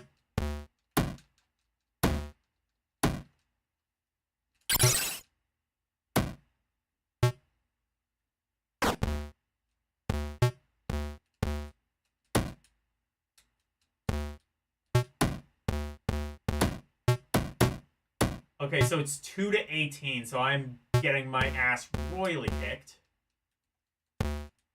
Also, I guess, okay, so it's, I think the 2 is on the other side, so I think my ball is on the left.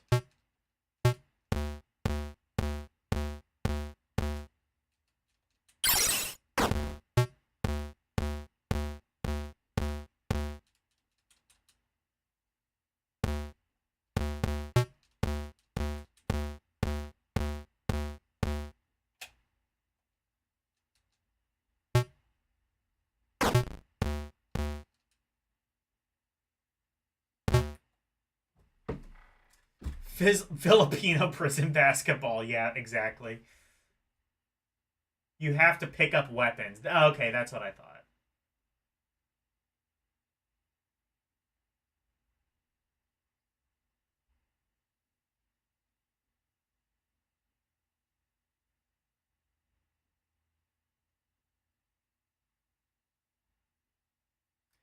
The game would stop immediately. I mean, yeah.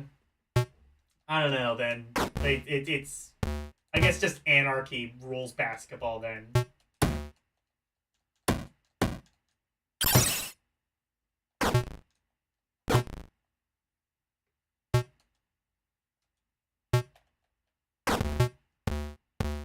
Dead.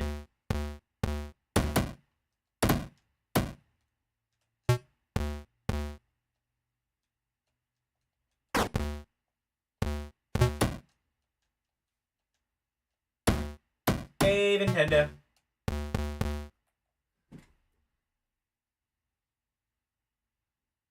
Team Karumi versus Team Nobeta. Love LD live on LDP's Pirates. 9 p.m. Eastern Standard Time. Hello, Nintendo. Karumi loves Nobeta, the fanfic. Yeah, exactly. I saw you did that. Cool. Hello, Nobeta. Yes.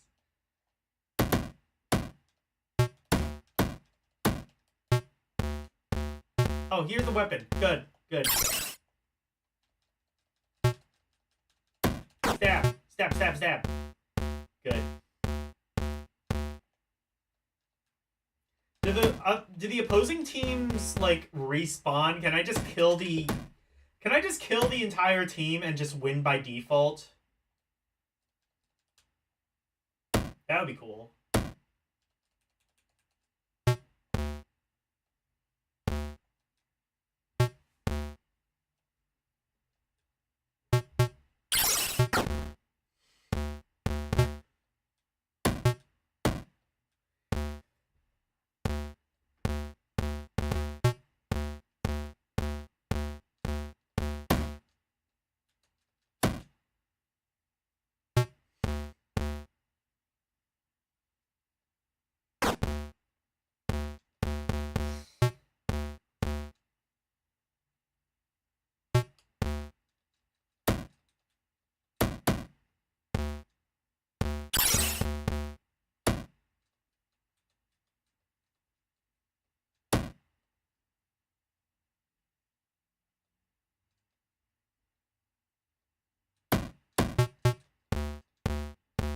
Oh wait, no, this.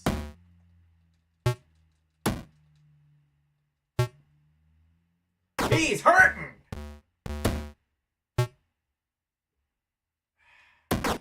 I want to say that this game is good, and it almost is. It has like the. it has schoolboys win. Game over.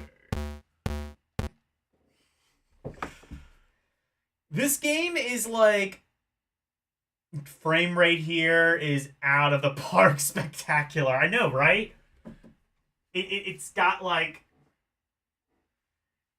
I know, right? It's fucking like you can literally count the frames.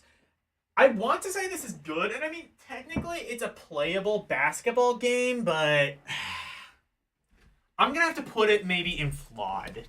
I think that I wish that it was better, cause well, actually, I think there's like a Genesis version of this, isn't there? Atari Lynx for 1989 was ahead of its time. Oh, hell yeah. You don't understand how many times I've been saying that. Just in this stream. This one, though, I think I'm going to have to say is flawed. It's a cool idea. Oh, 7800. That's what I was thinking of. Okay. It's an interesting idea that I don't think worked very well. 7800 probably had a better frame rate, despite not being as graphically impressive. But yeah, it's an interesting idea that I don't think was really done as well as it could have been on the Lynx. Batman Return. Now, if you want to talk shit, this is not only a bad game, but it might go down in history as the absolute worst pack-in of all time. Because this was packed in initially with the Atari Lynx 2, I believe. The Atari Lynx, I think eventually they packed it in with California games, which is not much better of a pack-in, but at least it wasn't this.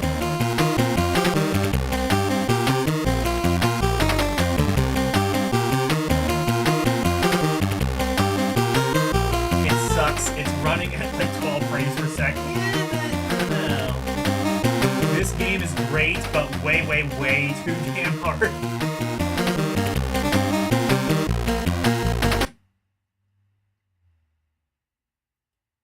The Red Triangle Circus Gang. Let's go. Okay, first of all, I want you to look at these graphics. Notice how, like, all of the colors kind of blend with each other, like how Batman kind of blends in with the background. Okay, looks playable here. Now, I want you to imagine what it would look like on the low-resolution, washed-out Atari Lynx screen. Near unplayable.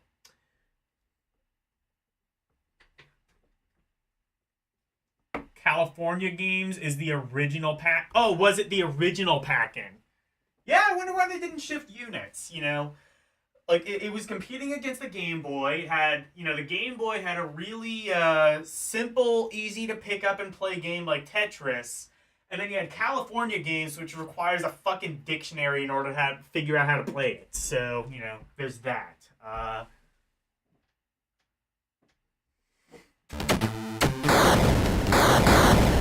Oh, bees. Yeah, a lot of the 2600 games flip the controls. It's something you gotta get used to, but it's kind of bizarre that they did that.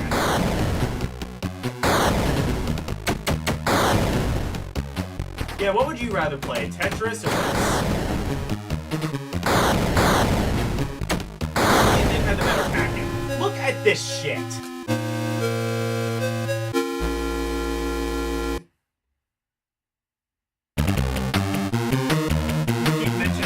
Out in Game Gear, and you never had a problem. That's what brightness adjustment is for. Yeah, but like, it's still like, for example, like, again, if we go back to like, hold on, if we go back to my video, again, not the best comparison, but the video I was showing earlier, like, that's kind of what it looked like. Like, it was not that bad. But, like, you can see, like, there's, like a blue hue to the screen.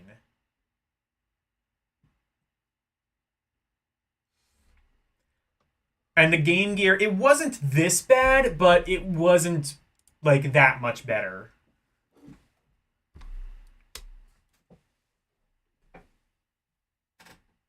Game Gear had that too. Yeah, exactly. That's what I'm saying.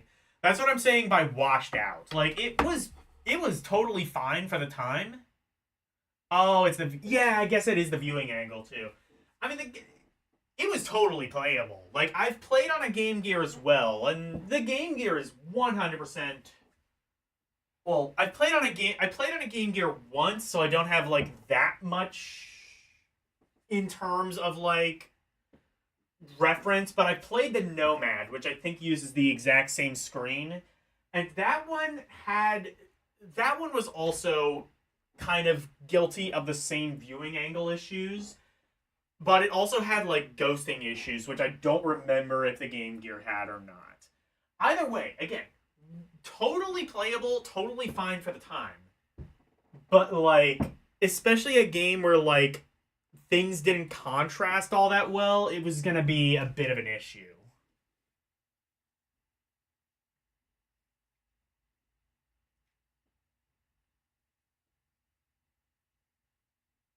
What the Game Gear had was vertical scan lines, very visible. Okay.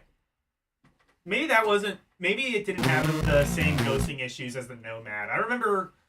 Then again, though, I think games might have been a bit better optimized for the Game Gear, because they would have been, you know, Game Gear games as opposed to Genesis games.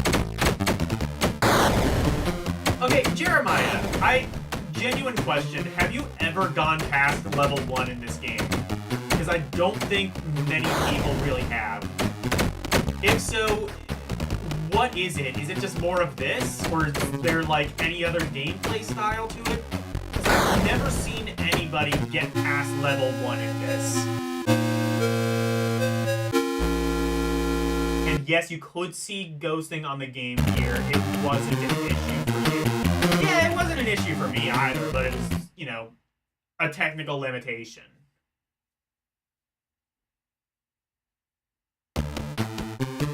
You'll get past it after a few tries. I think it's less of that. It's not even like as much of like how hard it is. It's just like I don't think people want to play it. One thing I will say, at least there's no contact damage, which you would kind of expect from a game like this. I will also say this probably isn't like the worst game ever made. I mean, it's... Why is there a giant Christmas gift? What is that? It's probably not, like, the worst game ever made, but it has to be at least, like, the worst pack game ever. What? What did I... Oh, okay.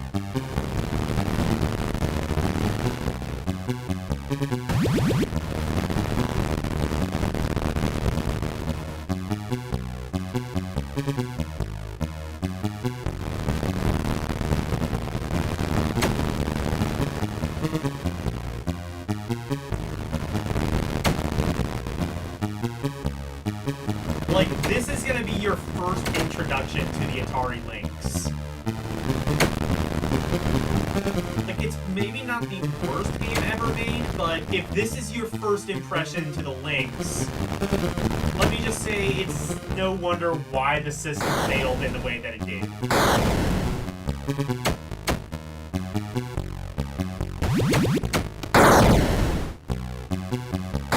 I will say, though, it's not going to go in garbage like I kind of expected it would. I kind of expected this to be worse than it was, just based off of how many people were, like, saying it was, like, a real, like, one of the worst Batman games. Honestly, Batman has had a fairly decent batting average, no pun intended, so, like, for all I know, it could be the worst Batman game, but...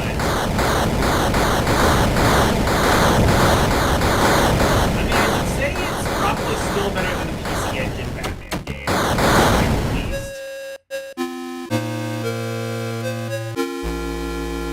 Game over.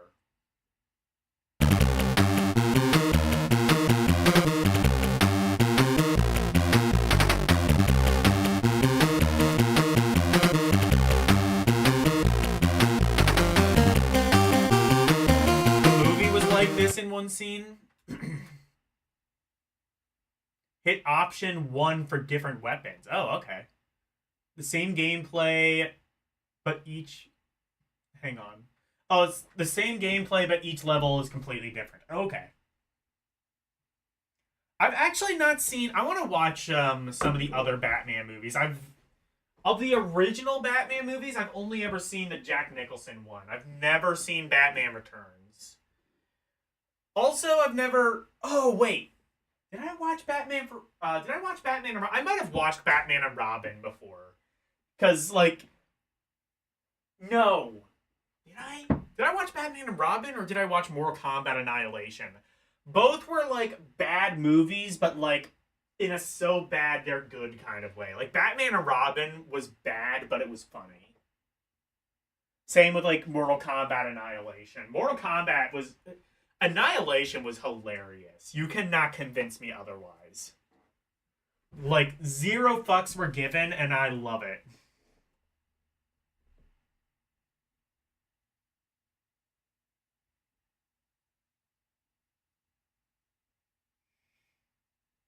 Now you can agree. Oh, yeah, that's right. There's limited continues. Oh, I forgot about that. Yeah, that is some shit. There are codes you can get levels. So, like, okay, but if you have to cheat... Okay, but if you have to cheat in order to beat the game... Like, I think that's... I don't think you're making a great... I don't think you're making a great... Yeah. Because of the falling deaths in level... Oh my god, it gets worse in level 2? Oh shit, that's cool.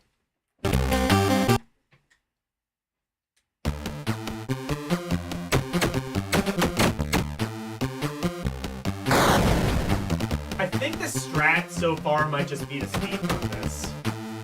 Like, just avoid everything, don't bother fighting.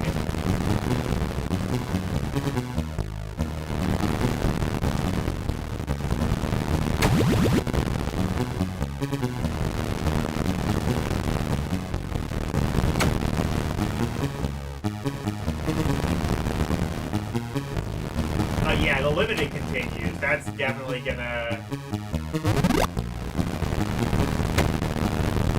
That's not gonna do this any favors.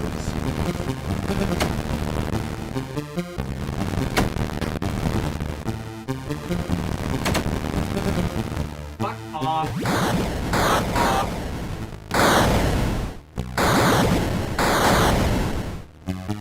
Fuck all off. Oh wait, yeah. Option 1, that's right. Oh, I should have done this when I, like, had, like... Actually, hold on.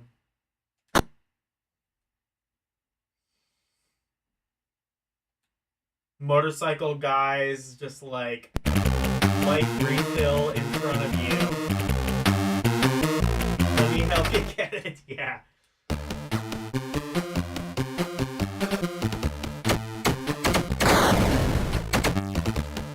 Okay, let me avoid these and then get on to the Christmas gift thing.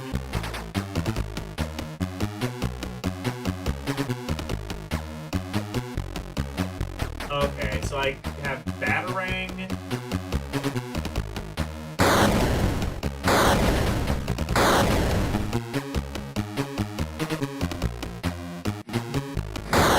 Oh, is that a grenade, I guess? That's, like, grenade, but better. Okay, Batarang, I think is best.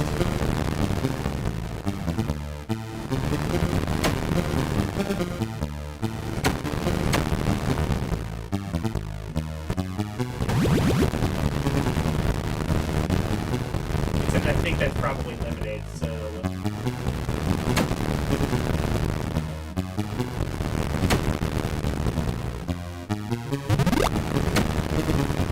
Fuck this. Fuck this. Fuck that. I want to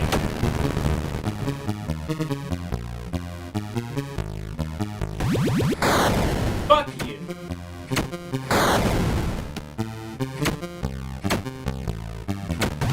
What's funny too is, like, literally every other game based off Batman Returns is like one of the best things that. Oh wait, no, there was a Sega CD Batman Returns game. That was an FFD game. Never mind. But no, Batman Returns on Super Nintendo was fantastic. Batman Returns on NES was fantastic. I forget if there was a Batman Returns game on Genesis, but if so, that was probably also fantastic. Leave your Batarangs for later for the level 1 boss. Oh, I might have actually almost gotten there.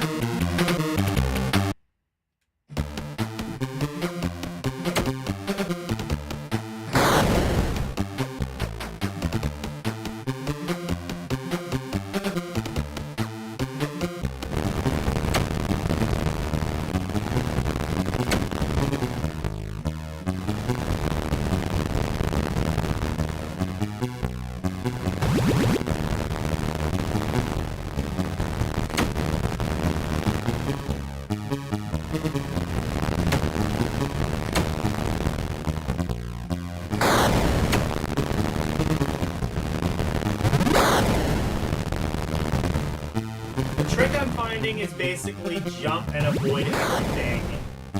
Just avoid conflict as much as possible.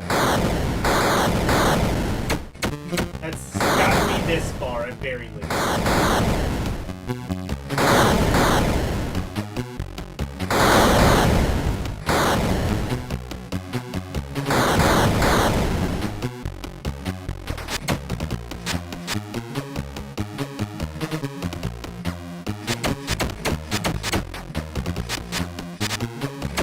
Prostitute? Did I just beat up a prostitute? Oh, eat shit! Drunky Cheese, how are you? I've seen you before. You're in Prime 1's stream.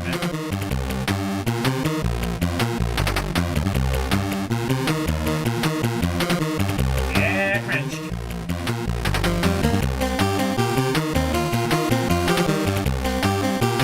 Batman on Lynx, yep.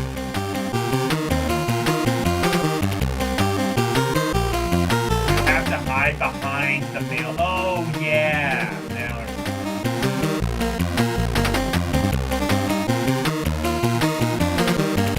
Batman Returns Genesis is a shooter? I don't know.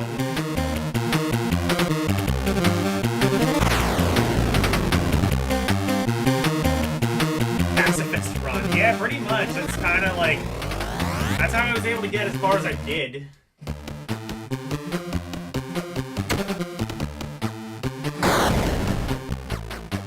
You know, this is actually very progressive. It predicted Undertale by heavily encouraging pacifist gameplay.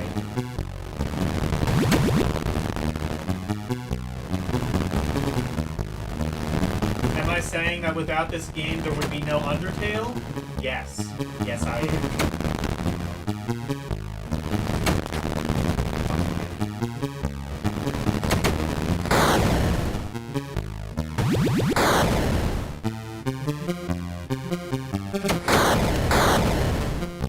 Oh, that might actually be the best.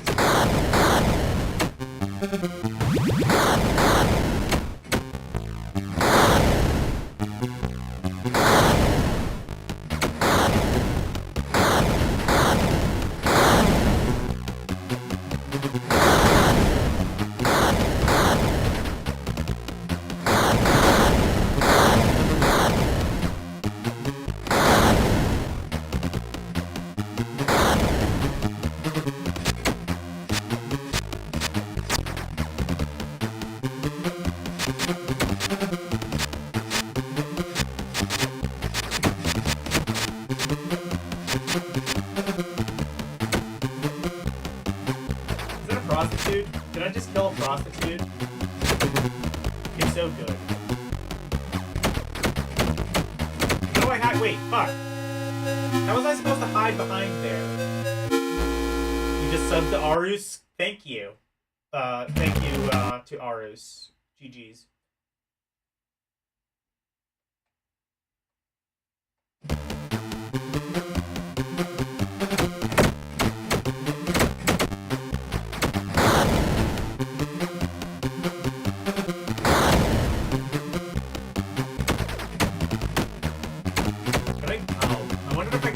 the sewers. That would be cool.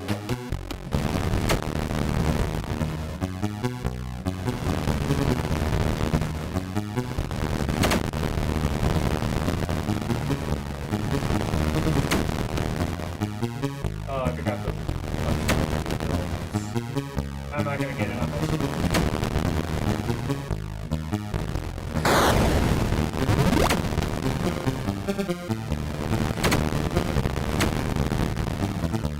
Again, I want to remind everybody, this was the pack-in. In like 92, you could have gotten Tetris, you could have gotten... What was the pack-in for Game Gear? Like Sonic 2? There are some people who don't like Sonic 2 on Game Gear. And if I say, at least it's not this.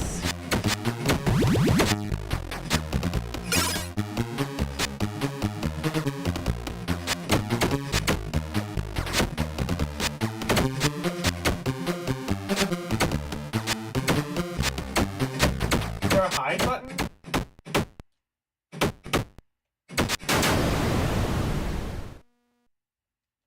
What?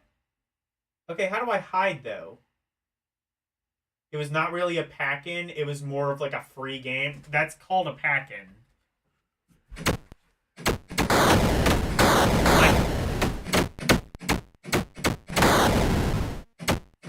Give it wall climb, and you can call it Ninja Gaiden. Well, funny you mentioned that. There is Ninja Gaiden on the Game Gear. I don't know if it's worse than this, but I don't know if it's as bad as this, but it can't be much worse. Also, to be fair, I think it might actually be based off the arcade game, so it wouldn't have like wall climbing and platforming and stuff like that. Get a few thousand people playing it, and suddenly it's a legendary... Okay, Ninja Gaiden controls way better than this, though. Like... Anyway, I think we're good on that for a permanent basis. It's not garbage. That is something I will say. It is not garbage. But...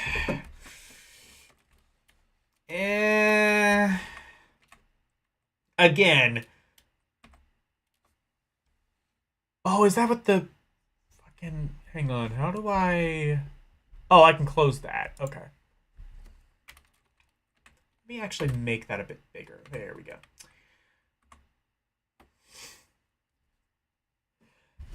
It's not garbage, but considering that it was a pack-in, the Ninja Gaiden game on Lynx is a port of the arcade game. The Game Gear game is more like the NES series. Okay, that's what I thought.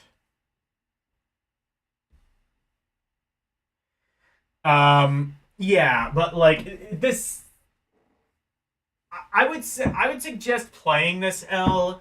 It definitely does not control as well as Ninja Gaiden. Ninja Gaiden, I would not say, I would say is a bit overrated. I mean, definitely the difficulty. Although, from what I've heard, no, never mind. I was gonna say it was easier in Japan. No, I think that's just Ninja Gaiden 3. But this definitely controls way worse than any of the Ninja Gaiden NES games. That and, like, you can kind of see, like, the frame rate is not... Like I said, like... Also, I think, like, the Game Gear had a bit of a weaker processor. That said, though, I don't know how much of it comes down to... How much of the frame rate issues of Lynx games comes down to weaker processor, and how much of it comes down to it was 16-bit and devs just wanted to take advantage of that. And they kind of just did a lot of things not because they should, but because they could. I don't really know, but I do know that this being a pack-in, plus the kind of iffy controls, plus the lack of continues, plus the absurd difficulty, it goes in not fun.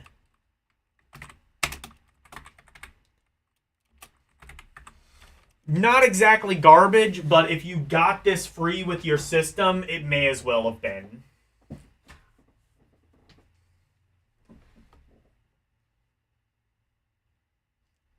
Ninja Gaiden doesn't control well either. It controls better than this.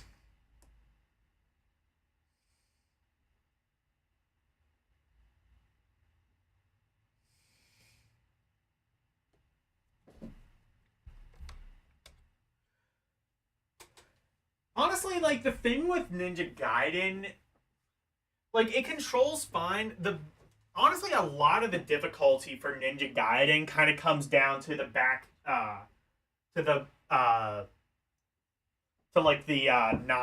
Again, it's very similar to, like, Castlevania. It's actually quite a lot like Castlevania in that, like, it has the knockback. A lot of your success will kind of come down to RNG. It has a lot of the same issues as the original Castlevania games, like the NES ones and even the SNES to a degree. But, yeah, this is like that, but worse in every way. Okay, so here's one I've never... Battle Wheel. This one I've never even heard of. Let's see what this is. This is like the first of these games that I've never even heard of. Oh, wait, no, I've never heard of Awesome Golf either, but, you know. It's a golf game. I think we could have worked out what that was going to be. Alright, bye, Arus. Then Arus got taken by evil clowns. All I can say is, you know what would have been cool? If the final boss of that Batman game was Wesley Willis. And he whooped Batman's ass.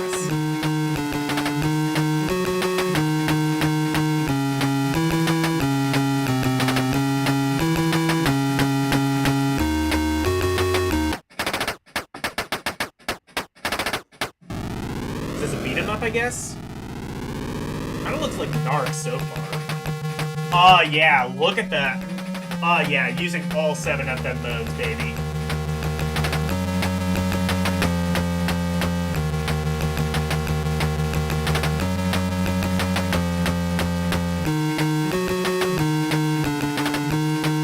Okay.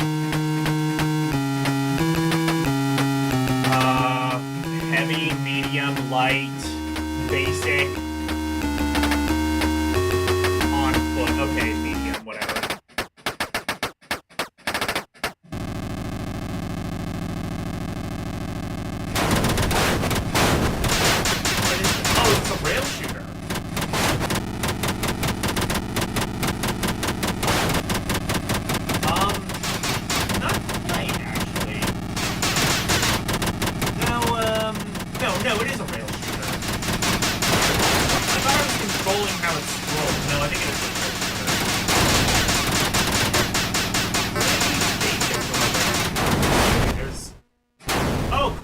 In like a pool of blood. That's pretty cool.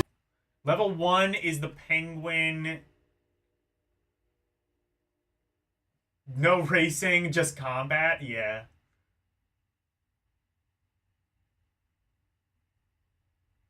Car combat. Yeah. Racing game. Yeah. That's what I was assuming too, but no, it is just combat. Level 1 is the penguin and the giant rubber ducks. Level 2 is the Catwoman. Do not remember. Level 3. Level 4 is Penguin. Yeah. Sadly, not Wesley Willis. That would have been cool. There's a radar, so you control where you go. Okay.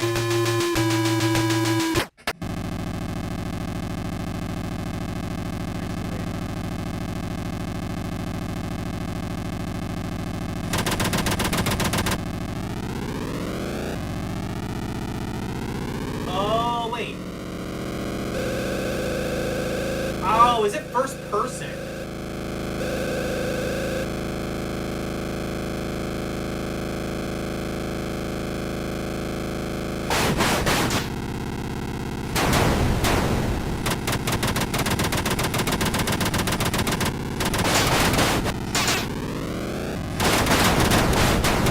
Okay, well, this is pretty technically impressive, if nothing else.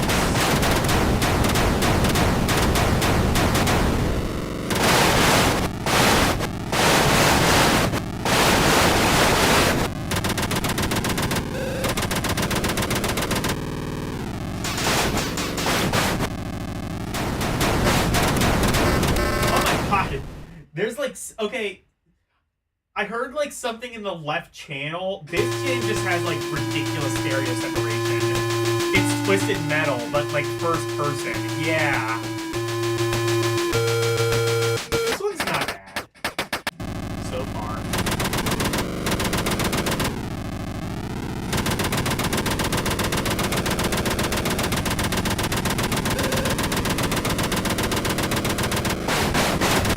Okay, I can't.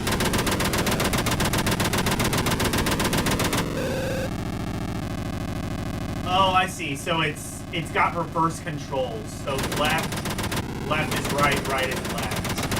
It's got like tank. Well, tank controls. No, that the tank controls need something different. What I mean more so is like it's got reverse, like.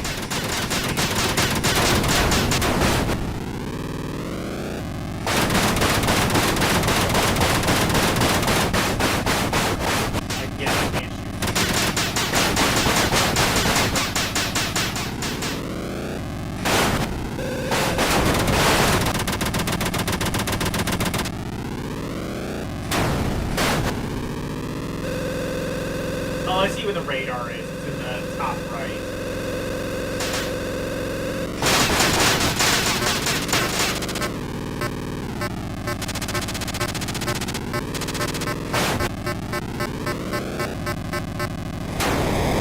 The reverse controls take a bit to get used to.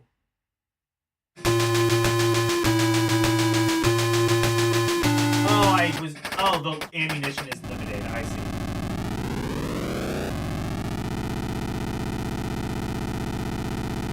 Except, no, never mind. Now the controls are normal? What?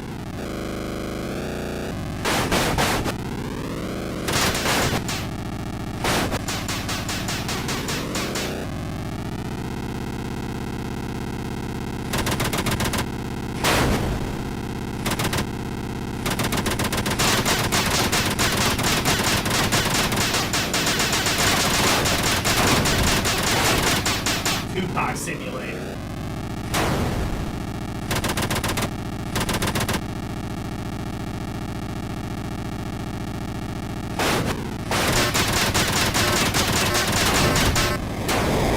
I wonder if...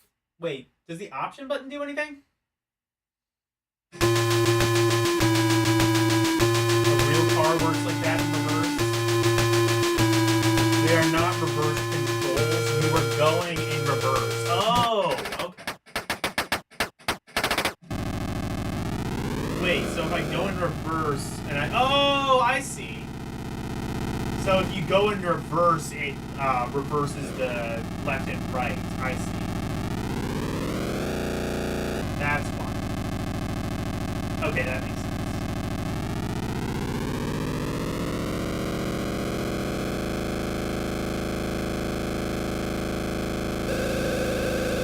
This is like a Mad Max game we never got. Except I think we did like 20 years later.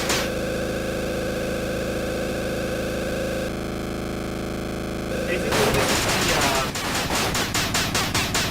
Mad Max game.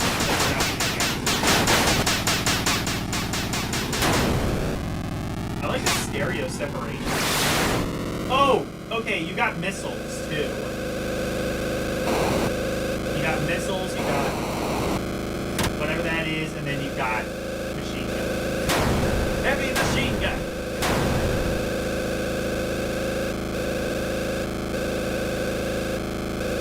I need to keep remembering that there's an option 1 button, and that seems to actually do shit at every game.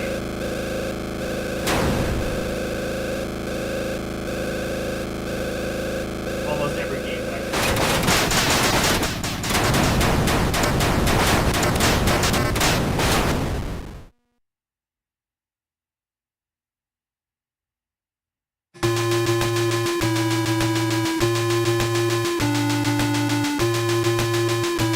Angry Sam would make for a good, okay, we hate Killer Combat game. There you go. Angry Serious Sam.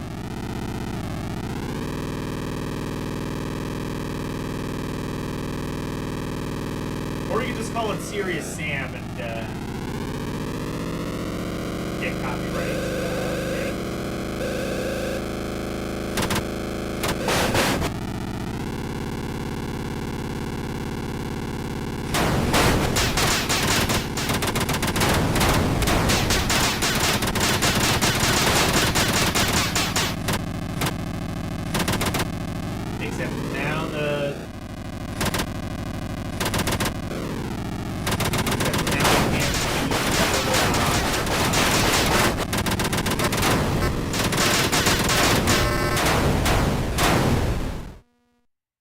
Hold down option 2. Is that what I did the first time?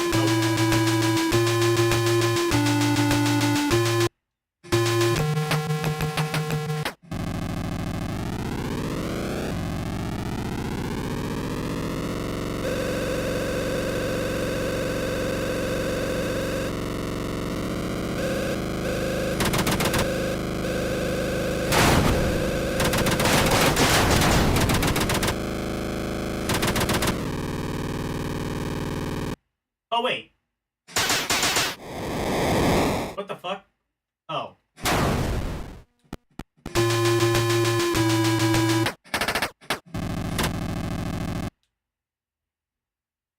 Wait. Oh, you can get out of the car.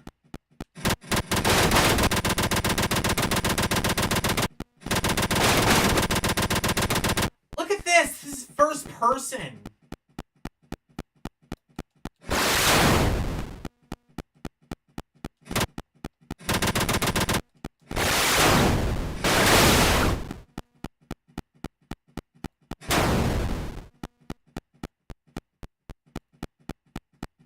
Check this shit out. This! I don't know if this would have been a good pack-in, but it would have been a better pack-in than the Batman game. It's like... This at least, like, shows off, like, how the Lynx was kind of technologically brilliant, you know? Wonder if I can, like, missile those.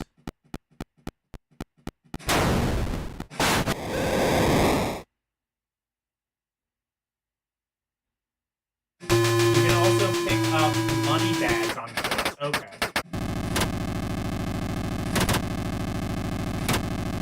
Oh, did I see. I must have, like, gotten...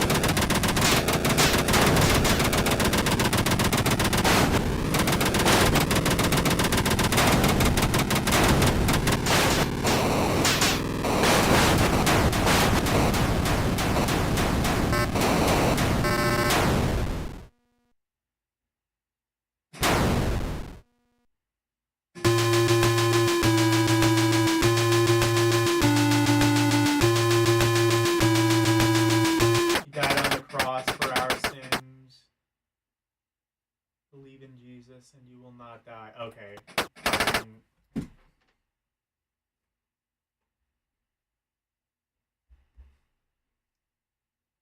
You don't got anything productive to say. Get the fuck out of my stream.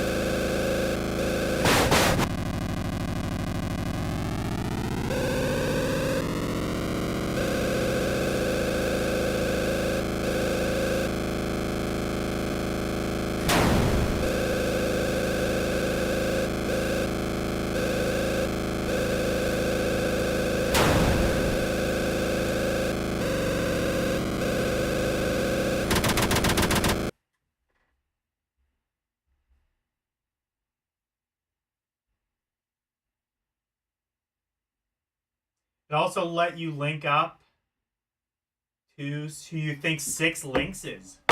Yeah, that's another cool thing is the Lynx I think technically you could link up to 16 Atari Lynx games, except no game ever actually supported that. I don't know if any of the homebrews did. Todd's Adventures in Slime World, I think, was the most, and that only let you connect up to 8. And even then, I'm not entirely sure, because then you would have to, because like in order for that to even be a thing, you would have to find like 7 other people with an Atari Lynx, and seeing as I think they only ever manufactured about 5, you know. Hey, Mike Wolf.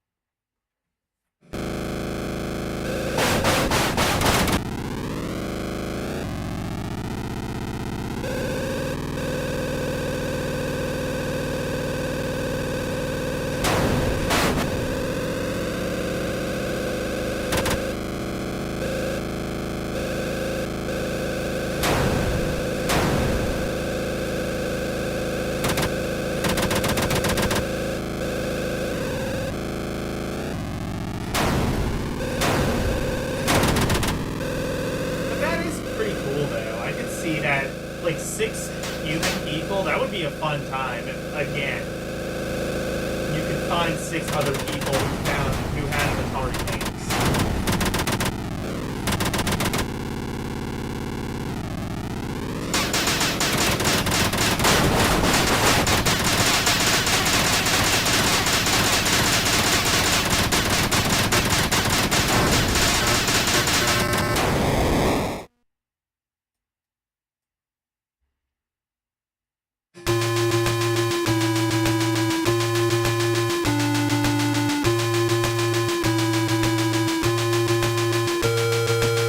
Or you could get yourself 8 Lynxes, 8 copies of Todd's Adventures in Slime World, and 7 friends, yeah. And 4 link cables, yeah. Yeah, you could do that. Genuinely, I would like to see... There has to be, like, someone at, like, a convention who has, like, that many, because... I would just love to see video of that even being attempted. Because, like, again, nobody would have done that back in the day, because nobody had a fucking Lynx, but, you know, like, that would genuinely be pretty cool, because,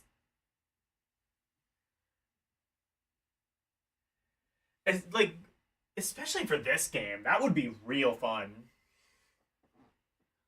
Like, you and like 5 of your friends just massacring in this 3D open space.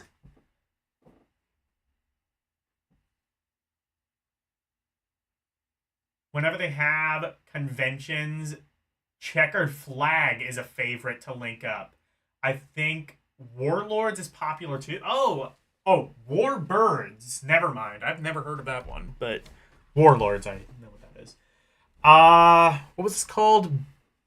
Battle Wheel. I had some fun with that actually. It's pretty hard. Knowing how like a lot of the Lynx games have been so far, I'm a little bit more inclined to believe, yeah, Battle Wheel. Yeah, Battle Wheels. Warburbs, exactly. I assume Warbirds is I assume that's like a what, like a flight game, flight sim, flight combat. I'm guessing. Well, I would say it's like Afterburner, but there's a game we're gonna see very soon that's even more like Afterburner. I'm just seeing something. I'm seeing something like lower on in the list that I didn't know there was a Bill and Ted game. I'm interested to see what that is. World War One combat. Okay, so yeah, probably like flight sim or either flight sim or Afterburner. One of the two. It's gonna be one of the two. I'm gonna say that one's fun.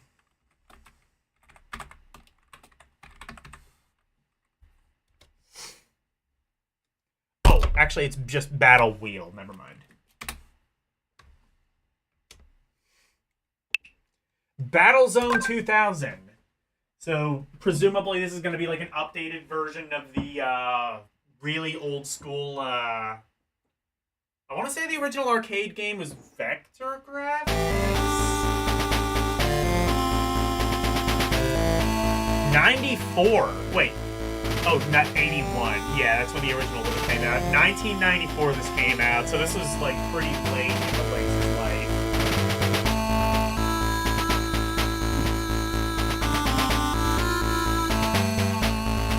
I might have to add this to intro playlist. This is some good music.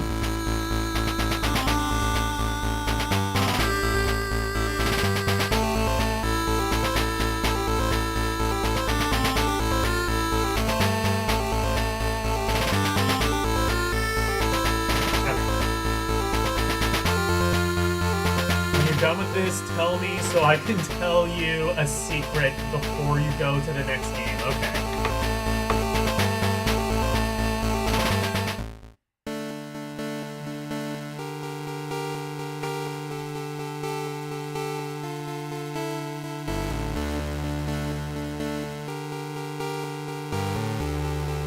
Hello? Oh, I see.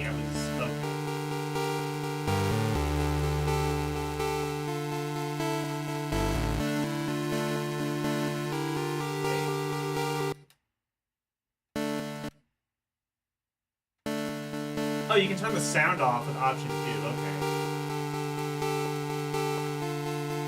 Oh, okay, I see. Okay.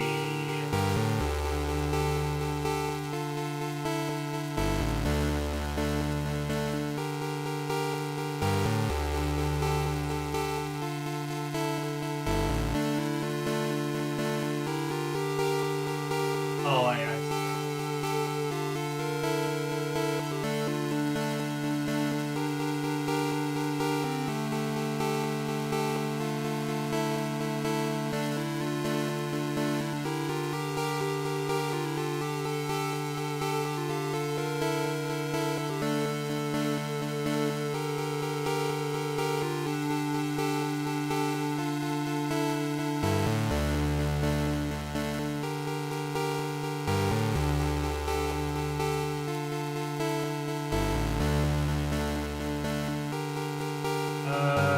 Okay, I'm gonna say 40. That sounds right. That sounds right.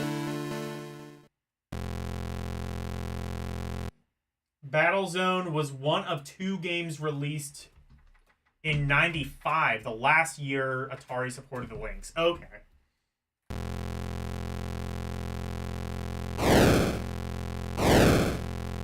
Okay, that's Missile, I assume.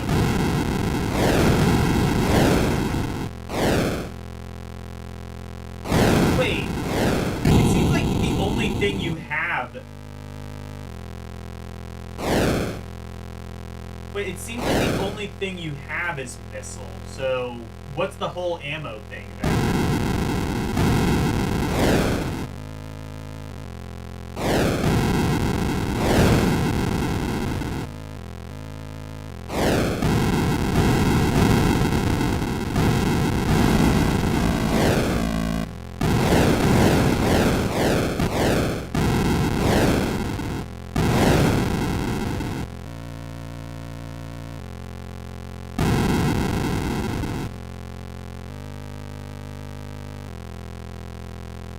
This is also pretty impressive looking.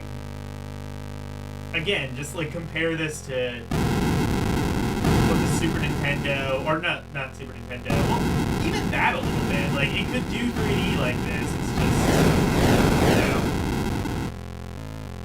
I think a lot of devs just weren't doing that.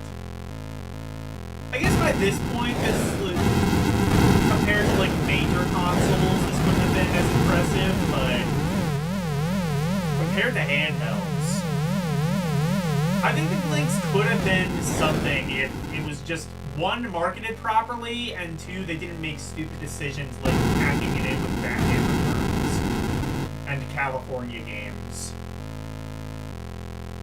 I don't know if Chip's Challenge was ever a pack-in. If so, that probably would have been the best possible choice for a pack-in. That or a Baby Class.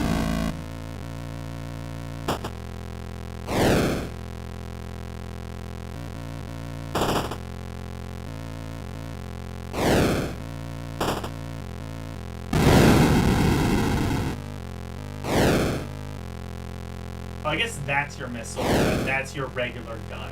Okay. Oh, and you do have a radar. Okay.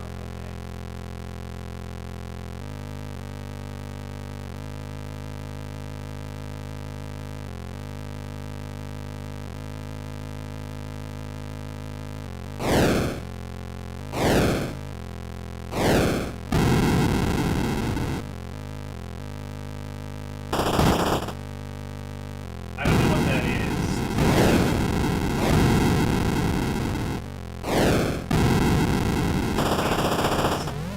I guess it's just like a structural thing.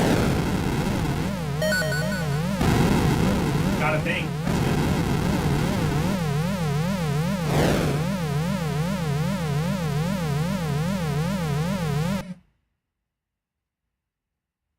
Oh, it's just a barrel go around. Oh, okay.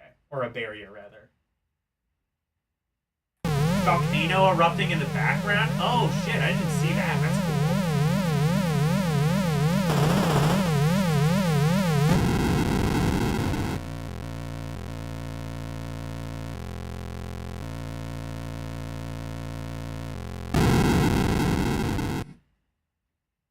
Game over.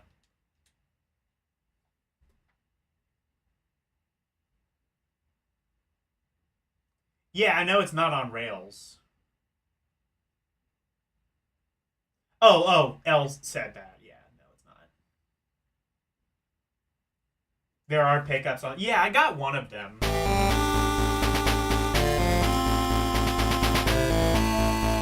Oh shit, it has a story? Hold on. Hold the fuck everything.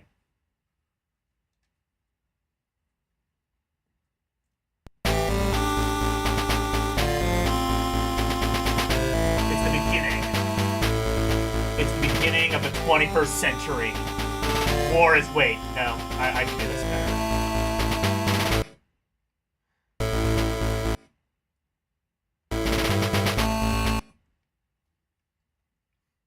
21st century. War is still present, and more intense than ever before. New breeds of tanks have been developed to match any foe, with faster top speeds and more sophisticated weapons than ever before. Humans could not keep up with their own technology. Instead, they developed smart computer systems that could take the jobs of over.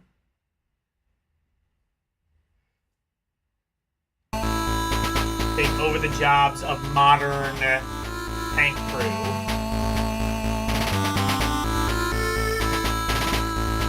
Until the revolt. Someone had developed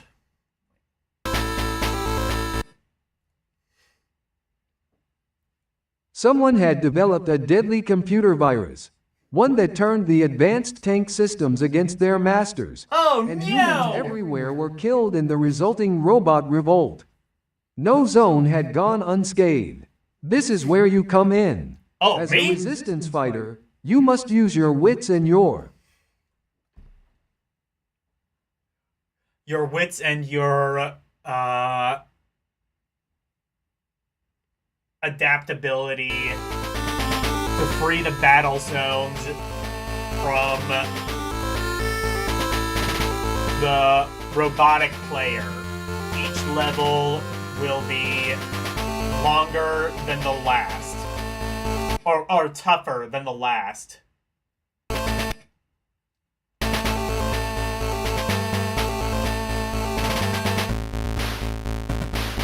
Fast, so you modify your tank to suit your needs. You will be briefed before entering each zone. Be sure you know how many Oh, I can kills choose are different tanks, required. too. I didn't Some even notice zones that. need to be recaptured wait, no. before Can the I? rogue tanks gain complete control, so watch for time limits. And remember, the survival of the human race Oh, it can depends take- on your effort. This one can take 2 hits. Speed, medium, points 300. This one is very fast. This one just seems objectively better than the default.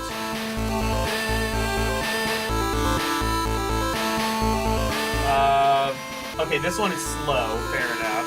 But it's got 2 guns. Weapon, not applicable. This is just the shitty tank. Oh, it's just a missile. Okay. Wait. Hang the fuck on. So, you can be a saucer? How does that work?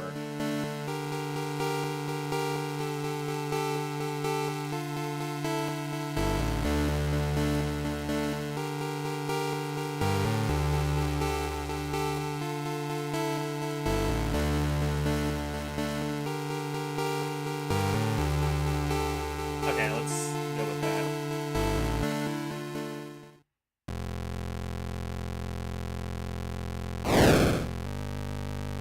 Wait. Hang on, this is just the... Wait, hang on. Oh, those are the enemies. I see. Go to where it says wolf? Hang on.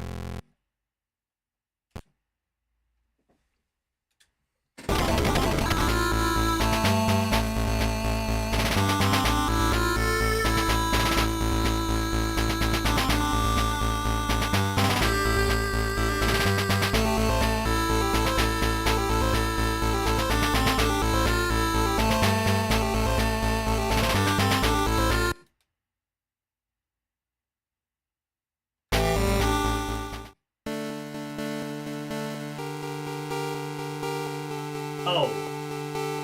Wolf? Okay. Wolf? Oh, shit, wait! Wolf, badger...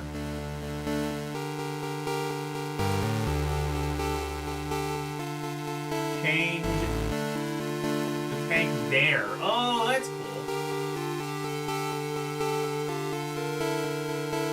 Oh, I can just have... Okay. Cool.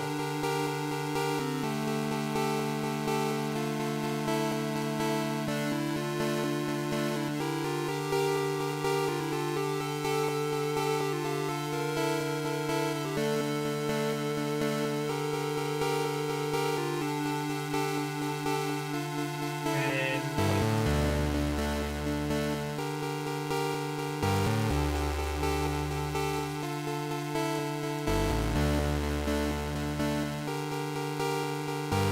Honestly, I probably don't need to use...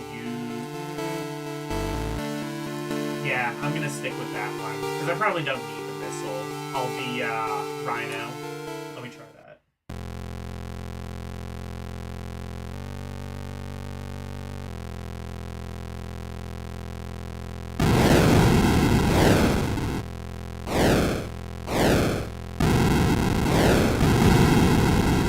Eat shit.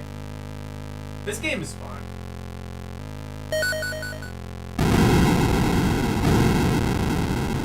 Wasn't there a Battlezone 2000 for Jaguar too? Wasn't that like one of the better Jaguar games? Or am I like wrong? Oh yeah, I see the volcano. That's what that is.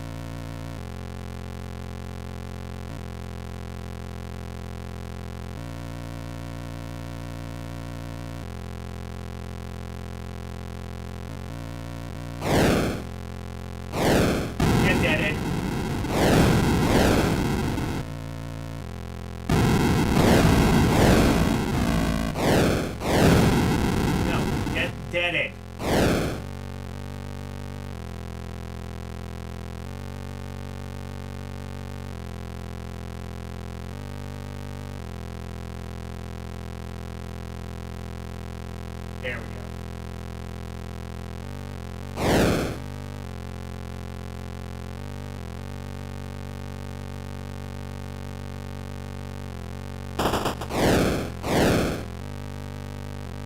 You know, like, the vector graphics, too, kind of give the Jaguar, or the graphics a bit more depth than you would otherwise get. Because you can see, like, what's behind the barriers, whereas in, like, most, you know, polygonal or whatever modern games, you wouldn't even really get that. That's kind of the, perhaps unintentional benefit of, a more limited wireframe, type thing.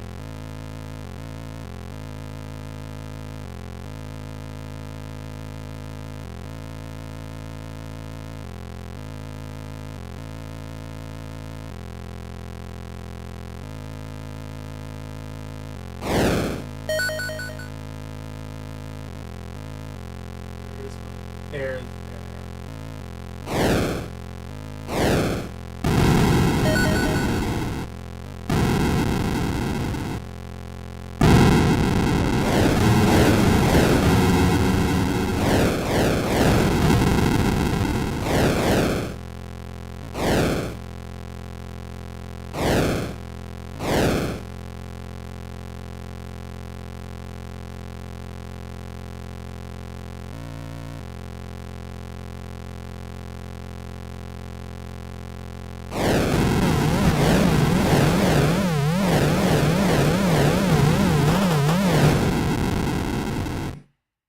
Okay.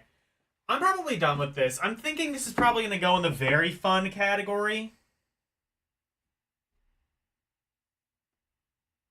But, the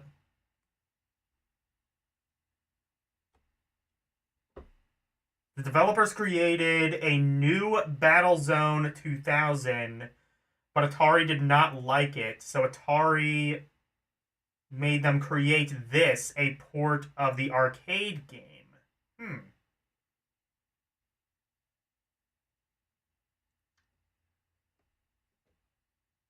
The actual Battlezone 2000 is hidden in this cartridge.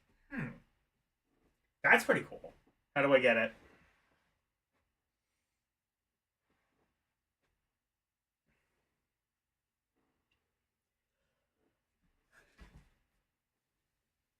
A?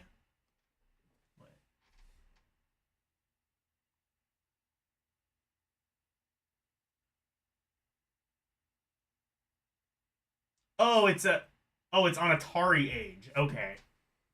Hold on.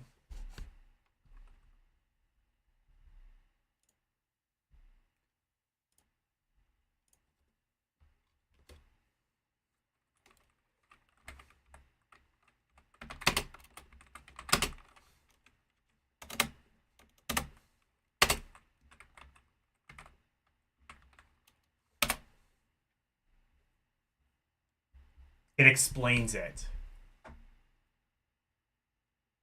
How to play the real Battles Zone 2000. Okay, here we go. I think I found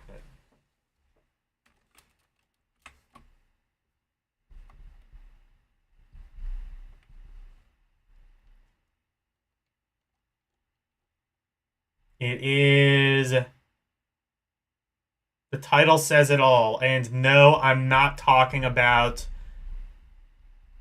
the cheat itself. I mean a gameplay explanation. Oh, never mind. That's probably not what I wanted.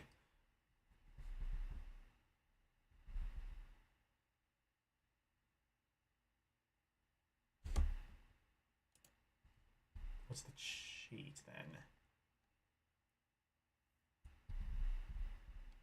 The game within the game. This might be it.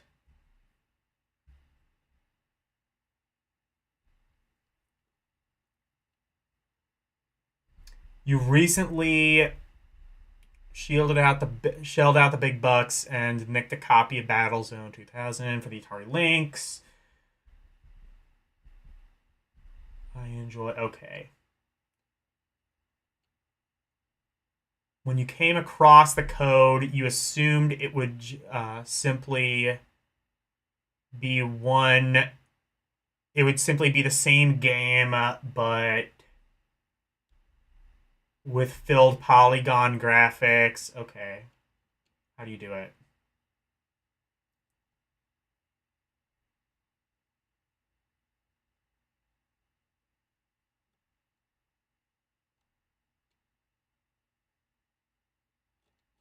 Wait, does it say?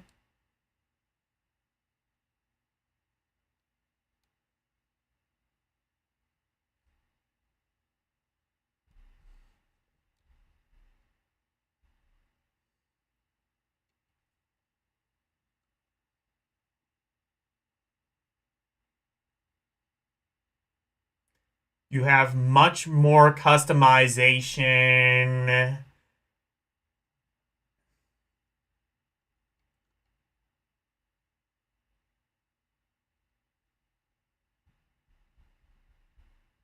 Oh, wait.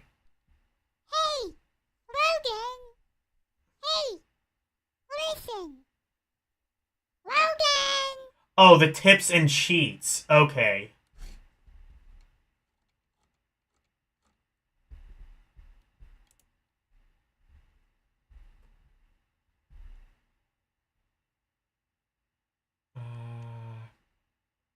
Here we go.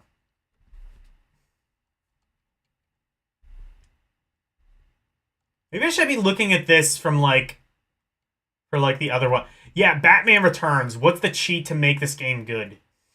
Sorry.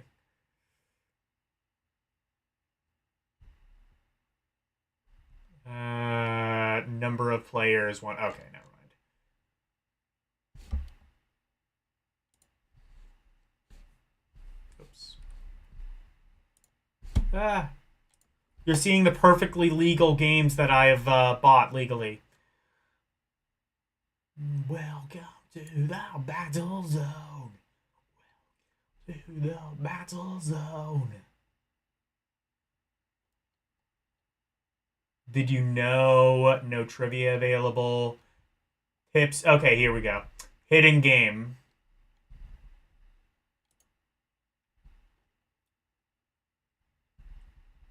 When you're on the type... Oh, wait. Instructions for Battlezone 2000. Easter egg. When you're on the tank configuration screen, the one with the red... Okay. Press Option 1 3 times, and then press Restart. Oh. I'm not sure if that's going to work. Because I'm not sure if this is going to do a hard... Oh, wait a minute. No, there's a... Fuck. It is... Actually... I see what it... I think I know what it means by restart. I forget what the combination code is for the soft reset on Atari Jaguar, but I'm sure that's what it wants me to do.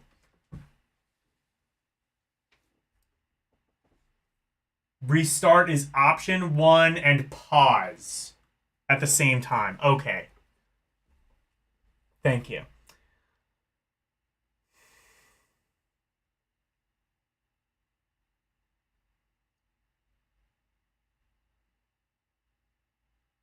And then press restart. The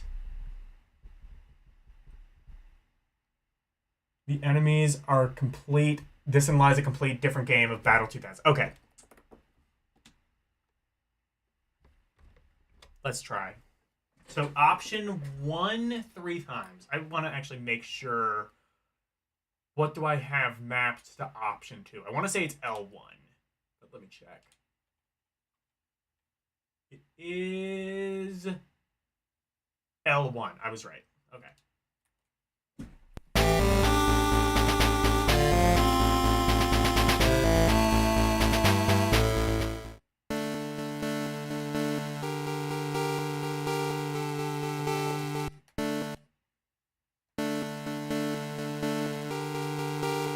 Oh, wait. No. Oh, I think it's... Option 2. Never mind. Okay, let me try that again. I think it's actually option 2 to reset. Yeah. Yeah, no, you corrected it.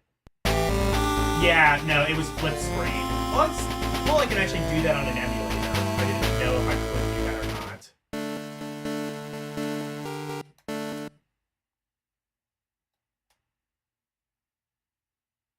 See if this...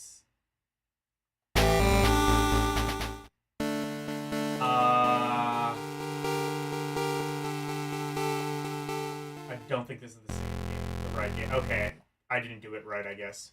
It said option 1, I think, right? Yeah.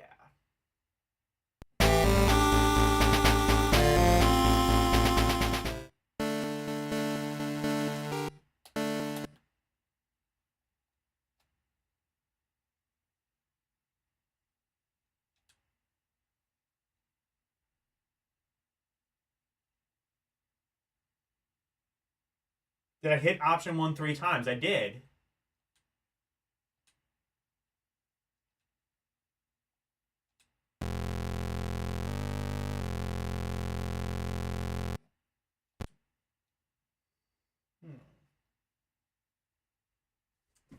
Let me check. It did say 3 times, right? Press option 1 3 times.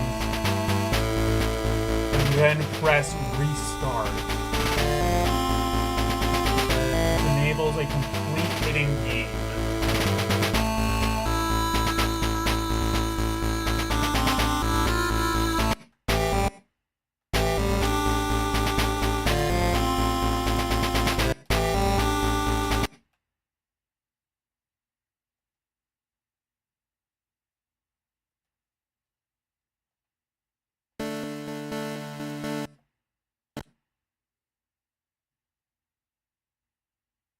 It should work, huh? I don't know. Does it not work on emulation? Unless maybe the FAQ is wrong.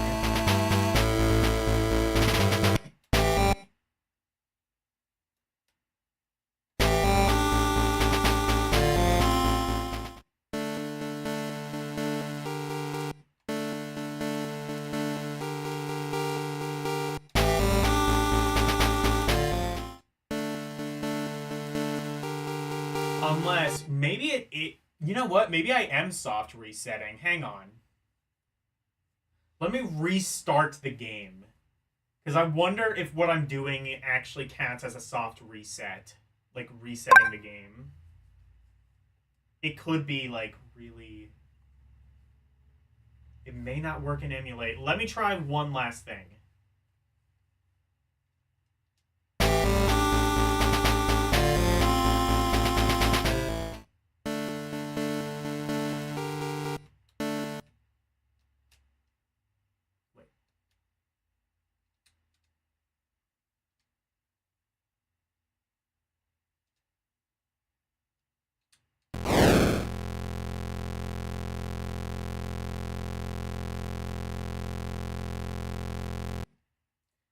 I'll try one last time. I will have to... You know what? I'm sure there's a video of the Battlezone 2 on... I'm sure there's a video on YouTube if I can't get this working, but... It does sound cool.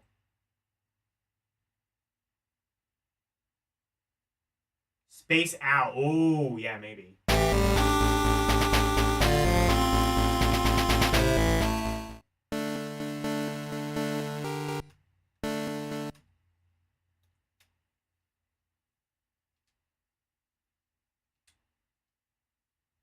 This still looks like the same thing.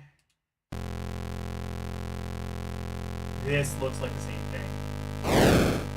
Okay. Well, I can't get that working. I'm gonna have to look up a YouTube video to see what that's supposed to look like. I don't know why that wouldn't work on emulation, though. All the same controls are there. I gotta wonder if, like, Atari Age just fucked up. That's, like, my... I'm more inclined to believe that's what happened. Because, like, there's no reason it shouldn't work on emulation. It has, like, all the same controller combos and everything. What if... Because option 1 is mapped to the sound. What if I tried one last thing? What if instead of option 1, it's option 2?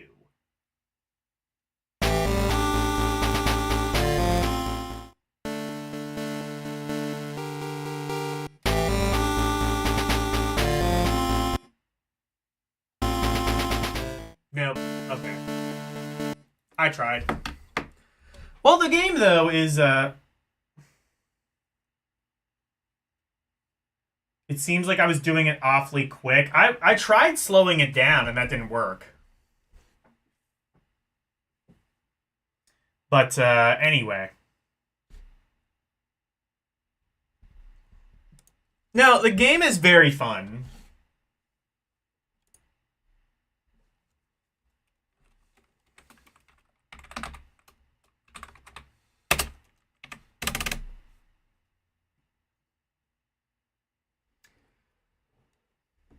Alright, Bill and Ted's Excellent Adventure. Can it realistically be any worse than the NES version? Well, you know what? It's entirely possible. I don't know. Let's see. I guess this is the other licensed game for the console besides Batman Returns. I can't think of any others.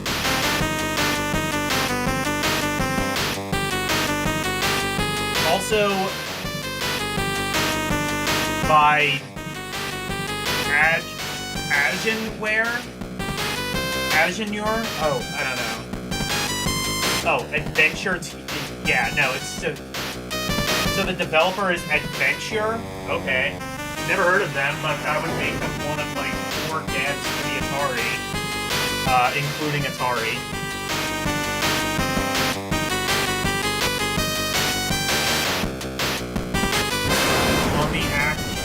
Okay, but just to make they aren't actual fast Twitch, but yeah, that's true. You're right. All right, I will try one last time. I don't think it's gonna work, but I did try it slower, and I couldn't get it working. Mainly because I do really want to see what this actually looks like.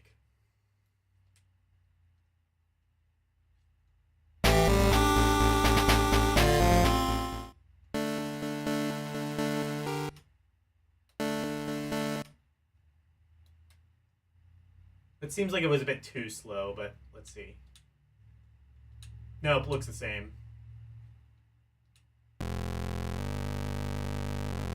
Okay, I tried. Alright, so let's see what Bill and Ted's Excellent Adventure is. To repeat my snarky comment about the NES version. There is a Game Boy version of Bill and Ted, which I've heard is actually not too bad. So I guess it's, although, that version didn't get re-released by Limited Run Games. Yes, you can buy the NES version of Bill and Ted for like $30 on a cartridge from Limited Run Games. You can link up to 2 players, Bill and Ted. Okay. By the way, how is the audio working? It's set to where it's supposed to limit the game audio when I am talking. Is it, like, doing any of that?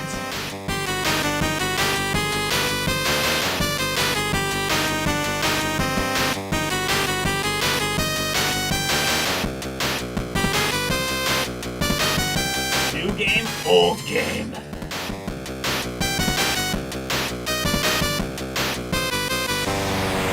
Oh, I see. I assume old game is like putting the password. Okay. You guess? Okay.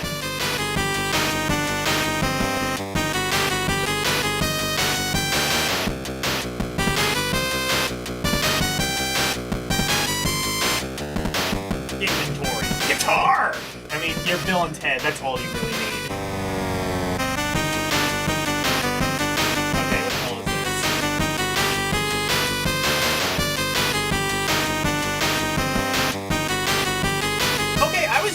telling Karumi there's no RPGs on the Atari Lynx. Is this an RPG or an adventure game? I guess I figure as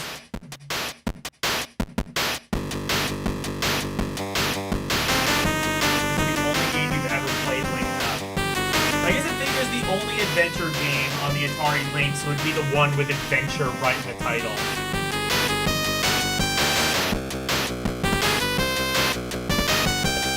Oh, you can hold down the B button to run, okay. And the option buttons sound as always. You know, the Lynx did have a volume dial. Whoa, wait, what? This whole Arab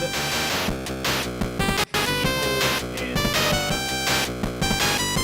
Valley of the Kings.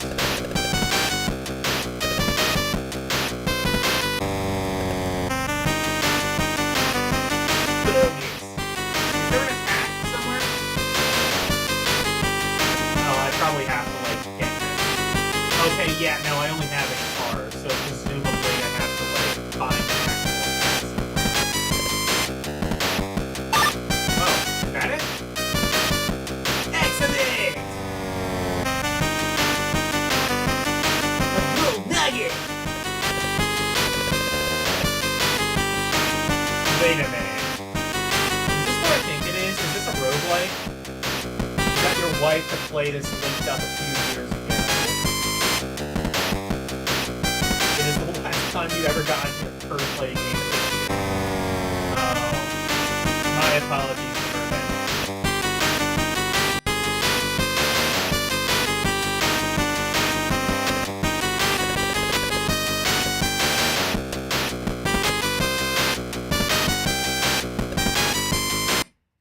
Actually, wait.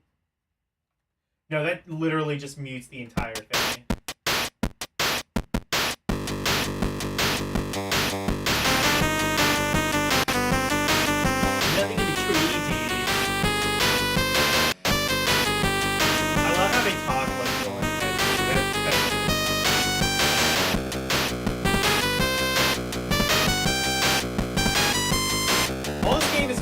George Carlin. Wait, was George Carlin and Bill and Ted? I want to say he was.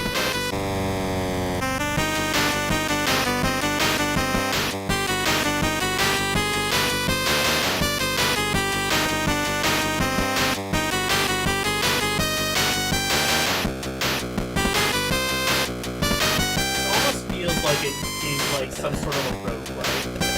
I don't know. It's definitely an adventure game. I think that makes it one of one on the Atari Lynx.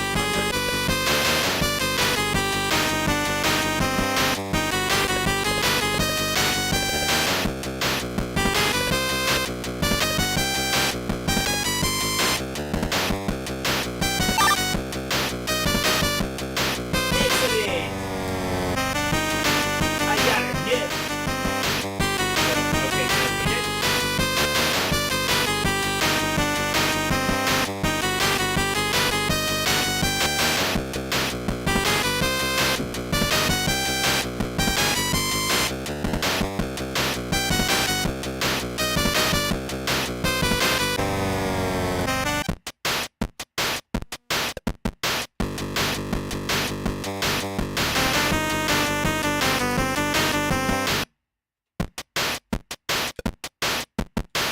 No. I don't think so. Kind of loud as fuck, though. They can barely hear. Okay, well, then the compressor is not working.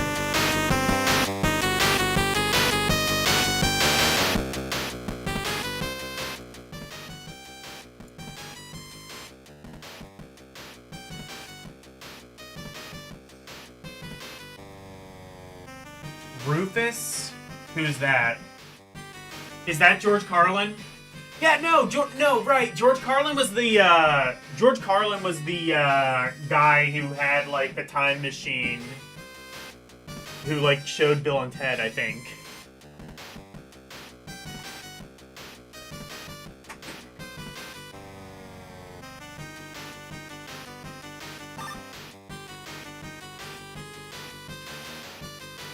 Bogus. How do I attack, though?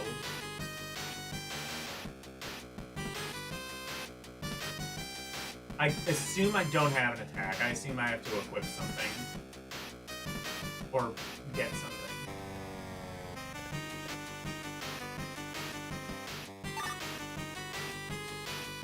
I got another note. Okay.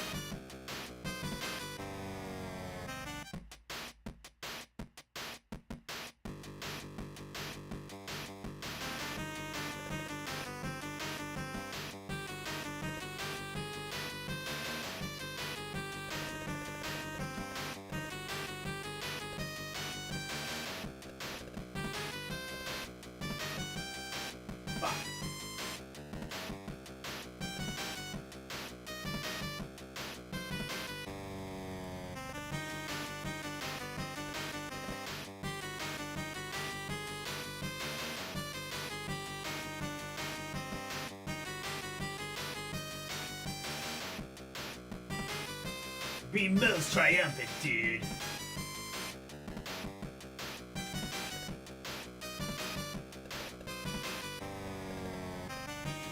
Oh my god, I can like kind of glitch my way down here.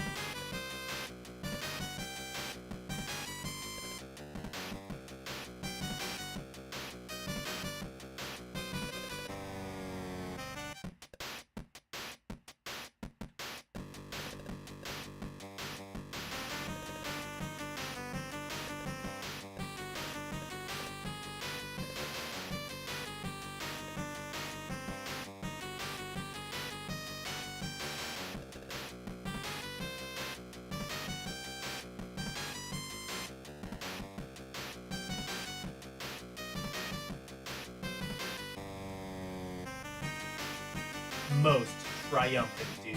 Exactly.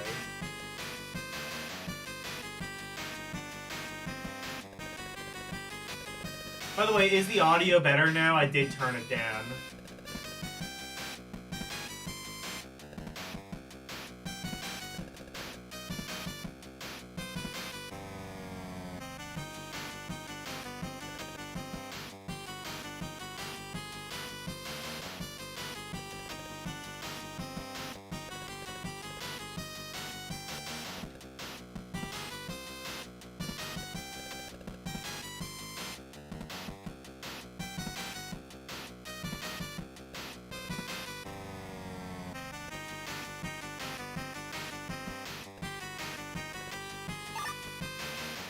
Note. I don't know what any of this does, but I'm glad it does them, I guess.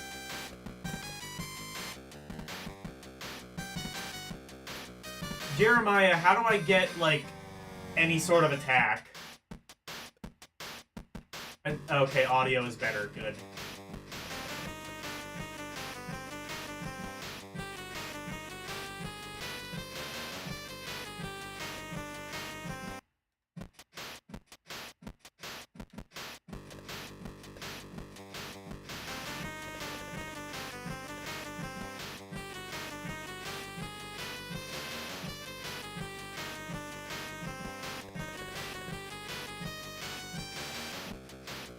You don't remember? Oh, cool.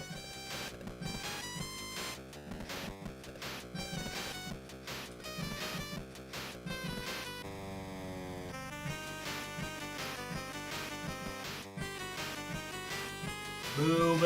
Thank you. No, please move. Thank you.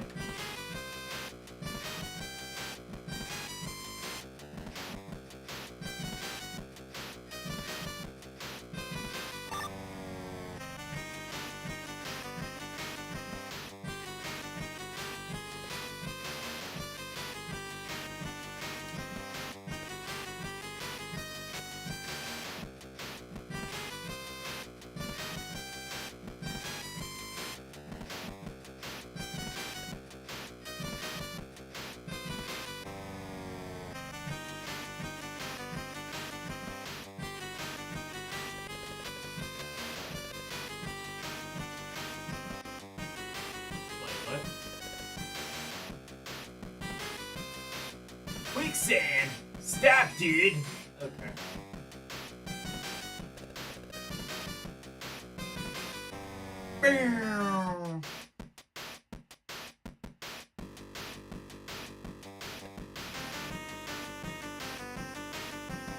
He looks less like Bill and or Ted and more like Peter Griffin.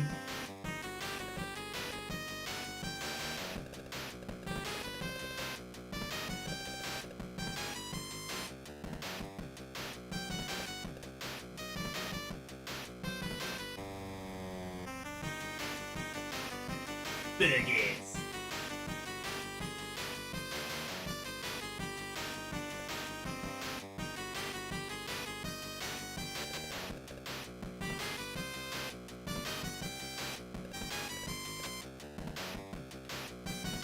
No, I've definitely been down there already.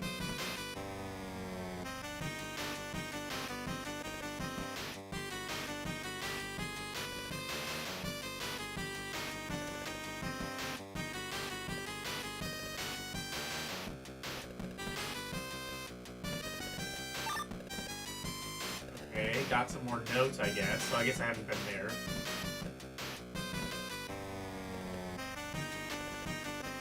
The most triumphant, dude. All the guys say the same thing.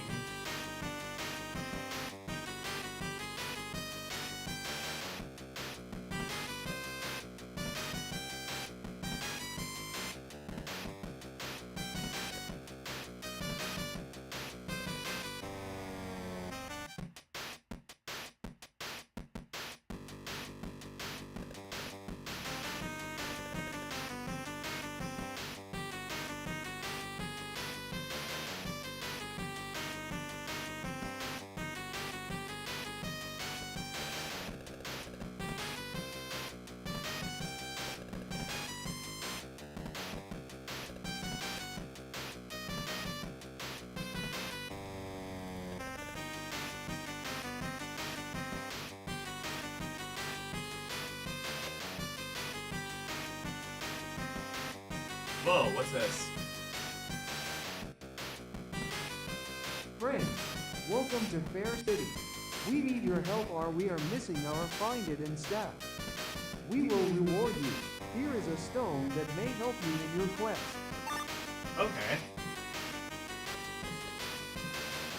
Well, I didn't get the, I didn't get a weapon, but I got a stone.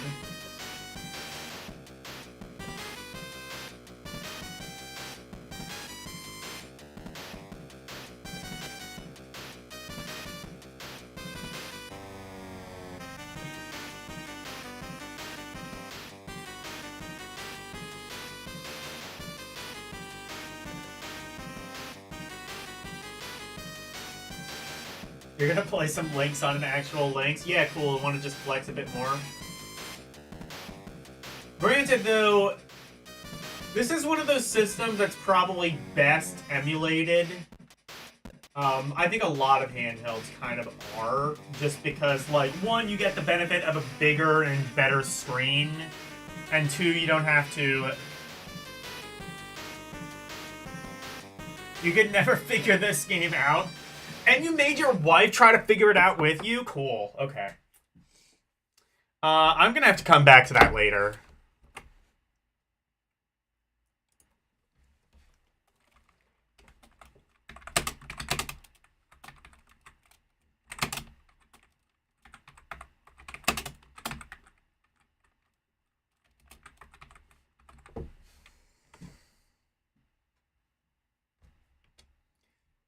I think that's why your wife doesn't play games with you anymore, is because that's her blockout. Okay.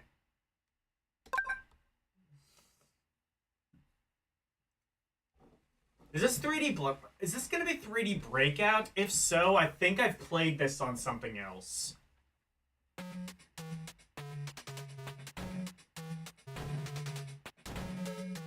This might be on like Atari ST or some computer or something.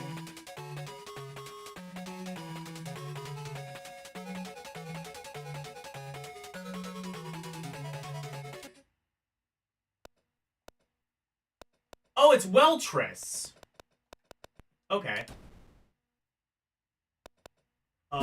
Okay, I suck at this. I'm sorry. Oh, and this is even worse, though, because it doesn't have, like... Oh, this is even worse, though, because it doesn't have, like, the shadows of, like, where this would go. This was an arcade game. That's probably where I played it then. Wait, how do I...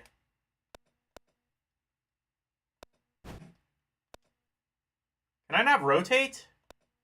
Oh. Oh, I see how... I see. You have to hold the button down to rotate.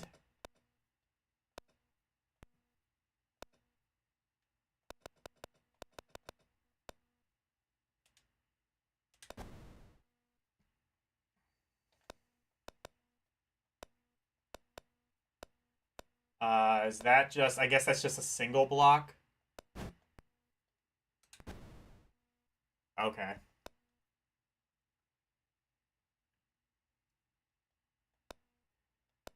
Yeah, this game is not very explanatory in the best of times, and in the worst of times, it's this. Ideally, this would have, like, a sort of drop shadow, like Weltris did. Ideally, it would have some sort of drop shadow kind of explaining where you're supposed to put the pieces. This does not. And as a result, it makes it even harder to really pinpoint where you're supposed to put this. I'm actually a little surprised they didn't make this a pack-in. They could have been like, oh, this is Tetris, but even more advanced. I don't think it would have worked, because, again, this game is, I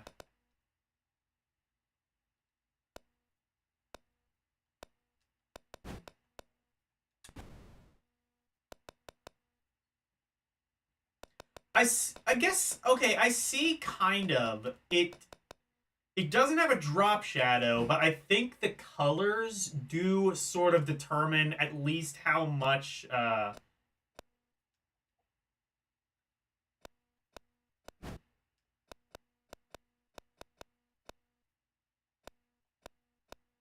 Okay, is this... Yeah. The colors do at least somewhat determine where it is in terms of, like, the dimensions.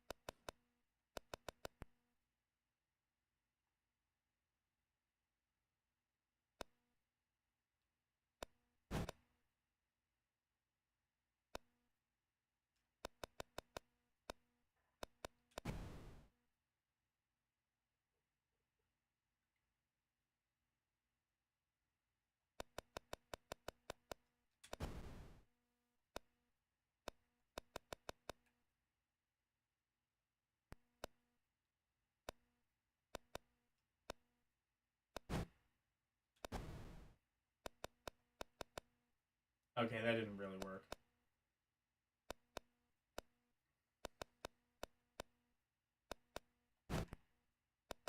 Yeah, I'm not great at Weltris to begin with. You just killed the pterodactyl and joust? Good.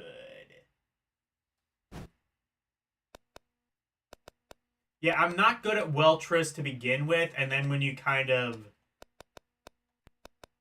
have this not very good version. Granted, I'm not sure if I played the arcade version. I don't know if the arcade version would have had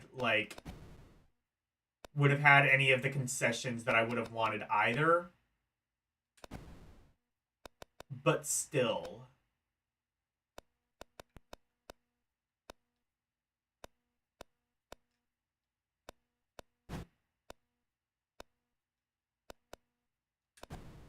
What? Oh, shit.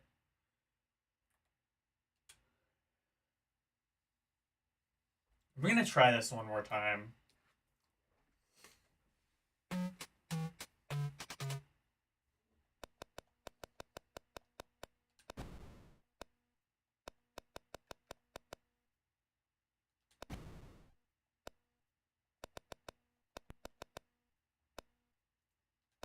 I will say... Oh, shit. Never mind. I was gonna say, I will say this is at least not bullshit Tetris. AKA Pyramid. If you've ever played Pyramid, I call that bullshit Tetris. And if you haven't played Pyramid, I recommend doing so, because it's a thing. Also, at least this doesn't seem to be randomized. Oh wait, no, never mind. I think it is.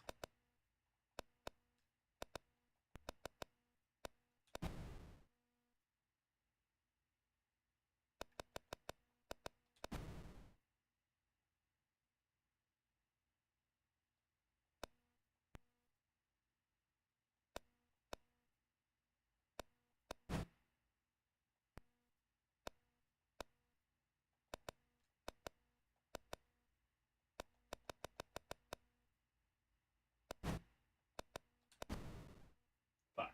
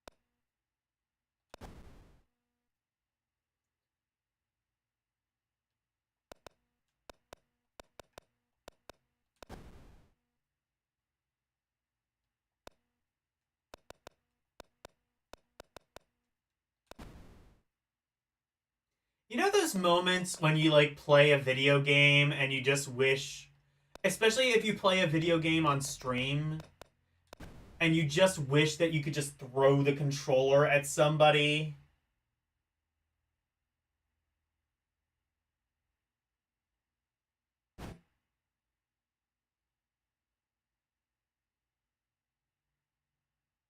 Then it jumps.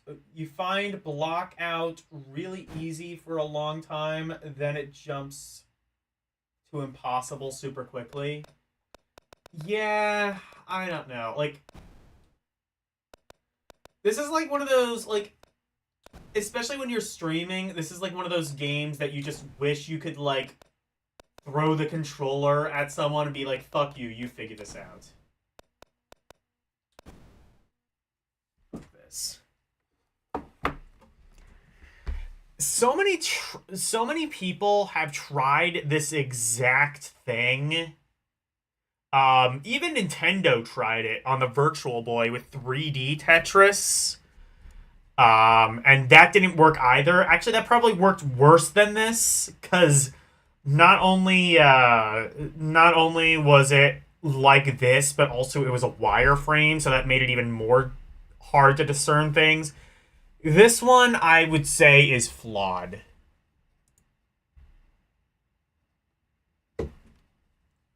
More so than anything.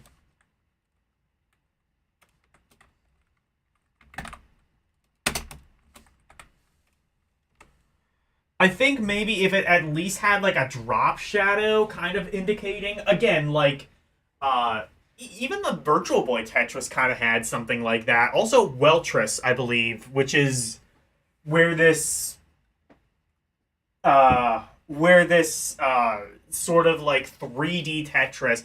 It is actually which it was actually developed by Alexei, what's his name, the original creator of Tetris. So it is an original sort of pseudo sequel / spin-off of Tetris.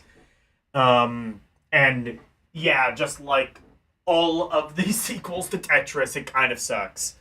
Bombless, I think, might be the only good real sequel to Tetris, and even then, it's no Tetris. So, there you go. That's my 2 cents.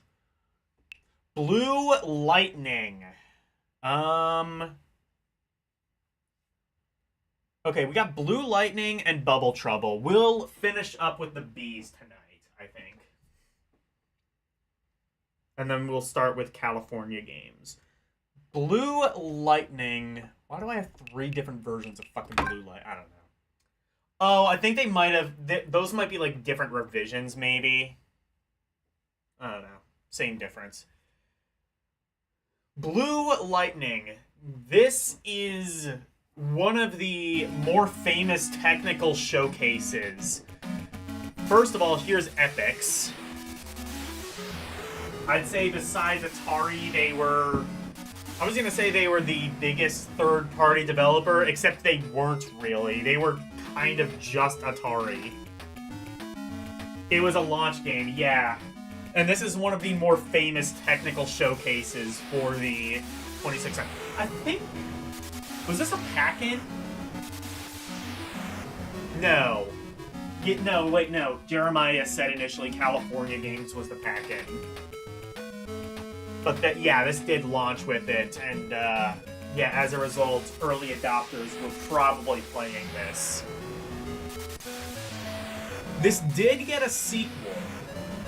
Yeah, they were like second party, because again, with all of the shenanigans going on with Atari, they basically owned Epix without actually owning them.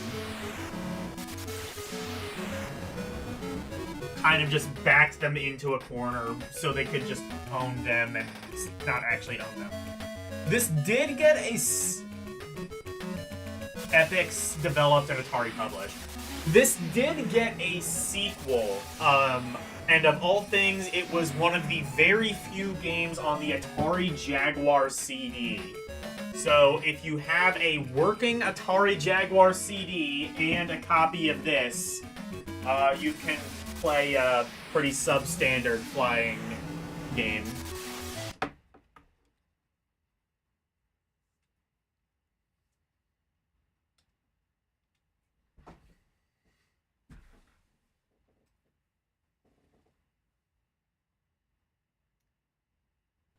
Weltris and Blockout came out in the same year. Okay. I think Weltris came first, though. But, yeah, it's Afterburner.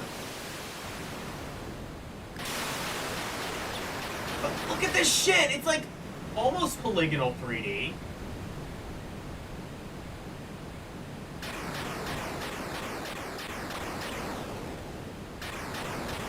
It doesn't quite have, like, the fast motion of something like Afterburner.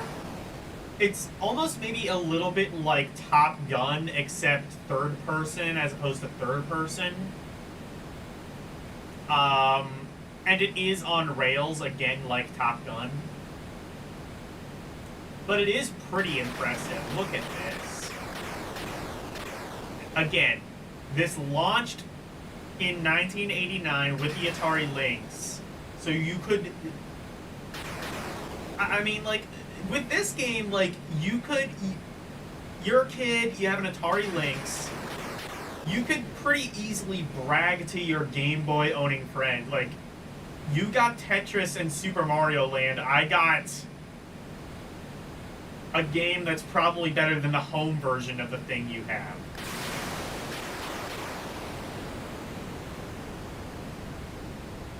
This is actually pretty fun. Maybe I need to see what the, maybe I need to check out the sequel on Jaguar CD. Well, I say it's fun, it's a bit slow, I must say. Oh shit, you can do this. Maybe it's not fully on rails. I think you might have some control over where you're going. You move automatically, you accelerate automatically, but I do think you can control, well, you can control your altitude, so it's not entirely on rails. Yeah, I was saying, it's Mode 7 before Mode 7. Like, this was...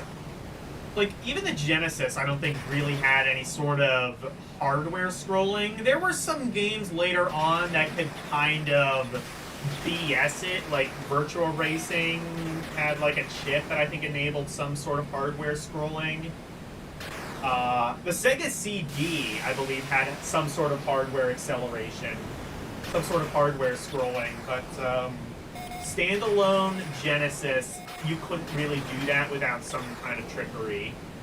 Like, you could kind of, like, there were games like Space Harrier, which sort of bullshit it, but that wasn't real. Like, you could definitely tell, like, the limited frame rate, it couldn't really scale sprites in the same way that, like, this could.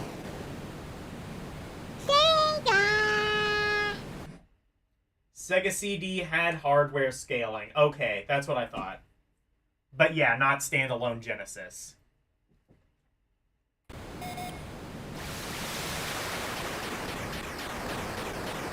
This actually does remind me a lot more of Top Gun. Whereas, like, Top Gun, it kind of had, like... Does this have a radar? It does not, I don't think.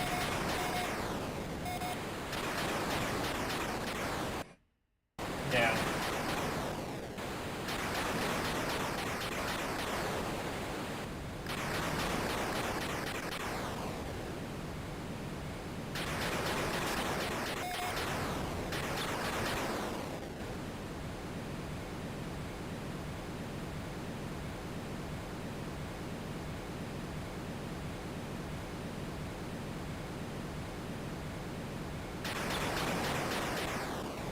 Wait, can I bomb those? No, I can't.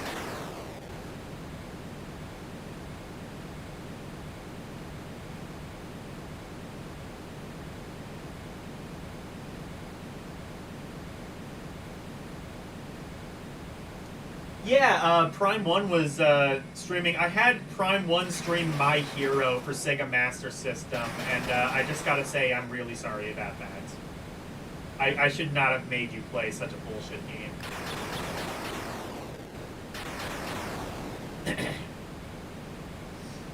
To make up for it, why don't you play Blockout, which is a game that's totally not bullshit? Or even more so, Batman Returns. The two least bullshit games for the Atari Lynx.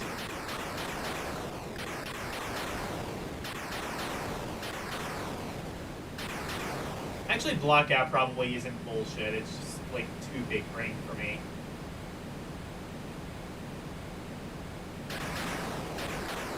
Yeah, Prime 1 lives for crappy games. That's true.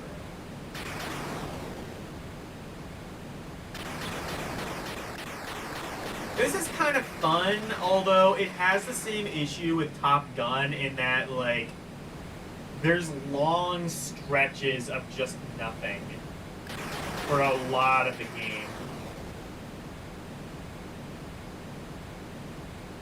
Can I barrel roll? Do a barrel roll!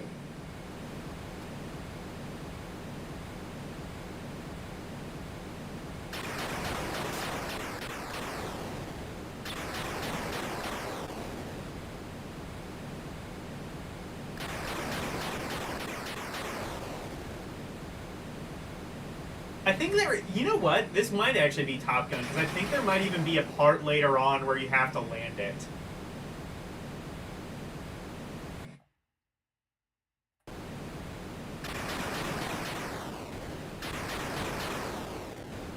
Batman Returns on Lynx is just bad. Like the game. Oh, yeah, that's true. There was a Gamecom game, too. Oh, which one's worse? I will say, I didn't put Batman Returns in straight up garbage like I thought I was going to. I just put it in not fun. Because, like, it has. There's maybe ways that you could maybe argue that it could be a decent game. The problem, though, is that it was a packet.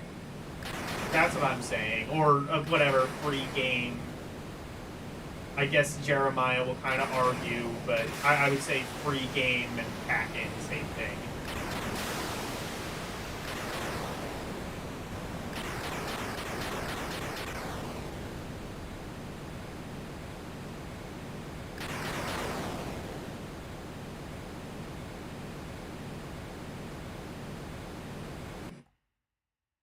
You don't like My Hero, but you haven't played it much?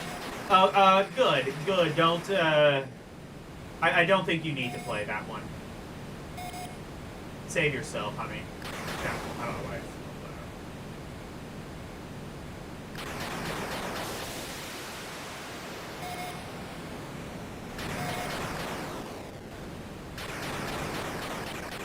Well, I died in Blue Lightning. That's kind of an accomplishment.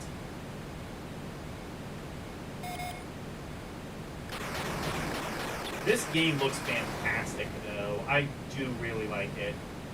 Again, the problem is that it's just kind of boring. Yeah, free game. All it cost was your life and dignity. The best version of Batman Returns, in your opinion, is the game. I have not played the Game Gear one.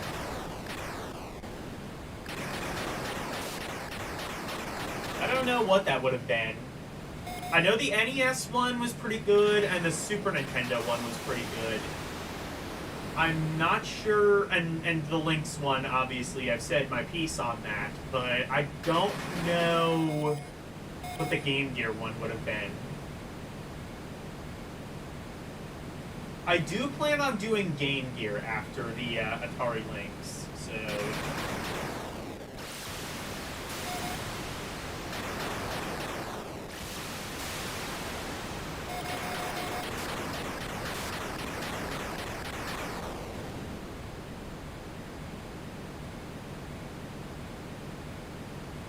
How long does this level go on for, exactly?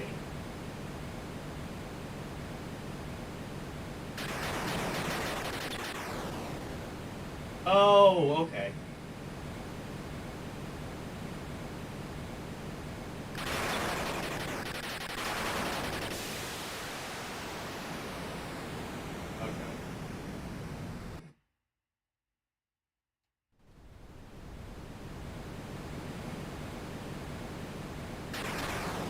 Okay.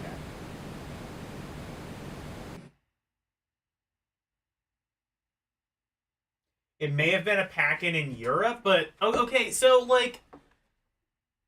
Batman Returns SNES will always be your favorite. Game Gear version plays and sounds like Shinobi. Interesting. I'm interested in checking that one out.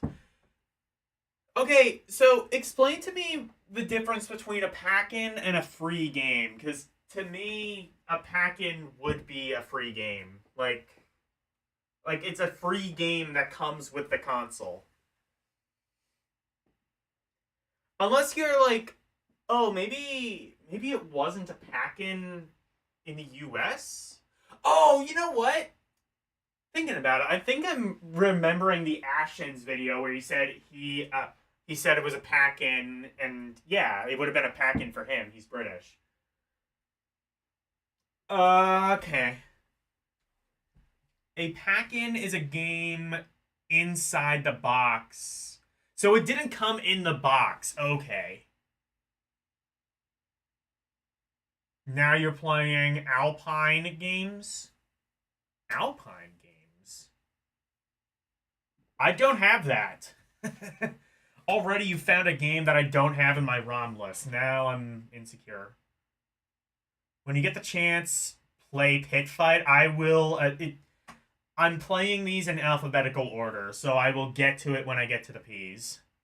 Not in the US, but maybe in Europe. I think it might have been in Europe. Okay, that's what I'm thinking of. Either way, it's a terrible pack-in. Blue Lightning.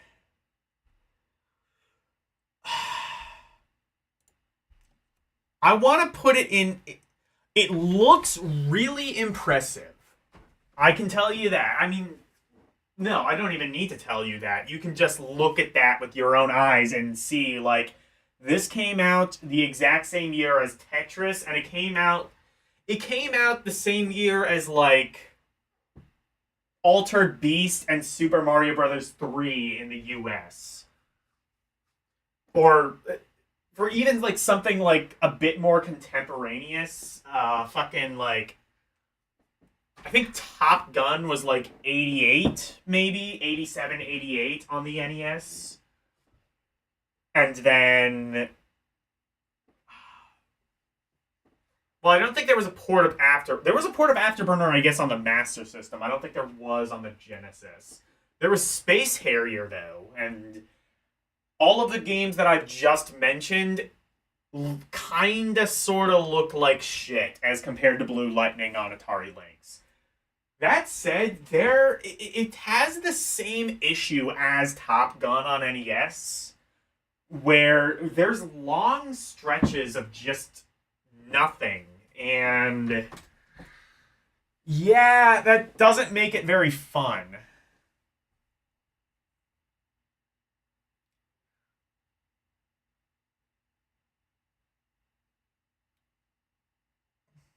He played Castlemania. Wait, does Drunk stream? Do I need to check his channel out and subscribe?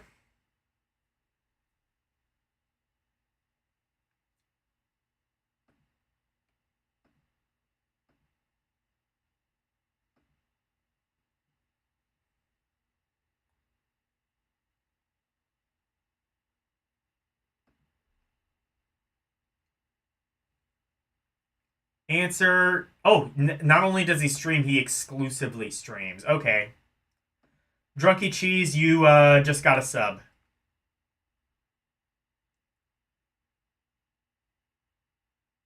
You're terrible at games and you swear a lot? Well, have I got a channel for you? It's called the LDP channel. I'm also terrible at games, and I also fucking shit a lot with my fuck. Anyway. Blue Lightning. Meh. Looks pretty. Plays kind of boring. I will say, I mean, like, it might get better with later levels, but...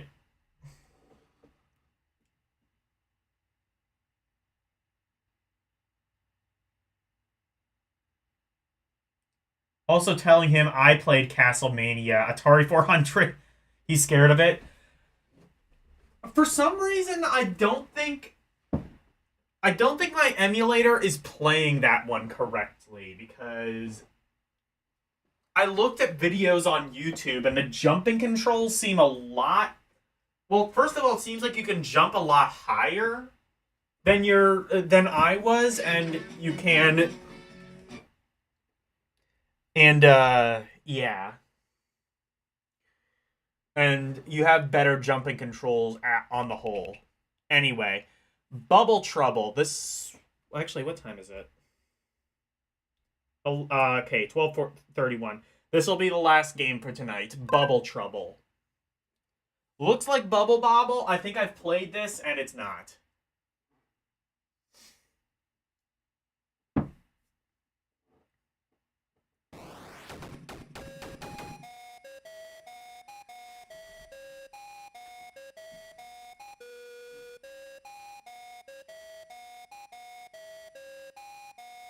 Paul Johnson. It's a charged jump. I thought I tried that, but I couldn't make that work.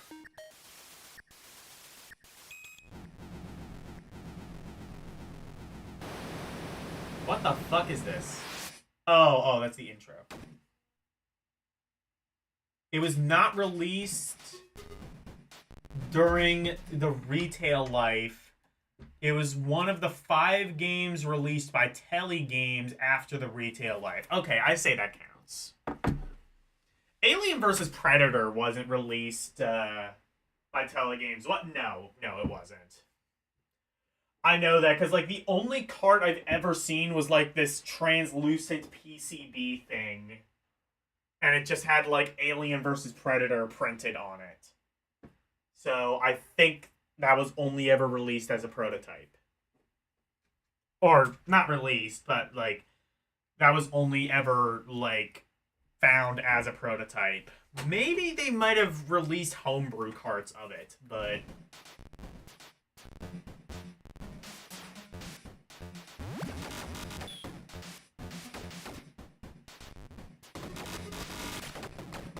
What the fuck? This is a thing.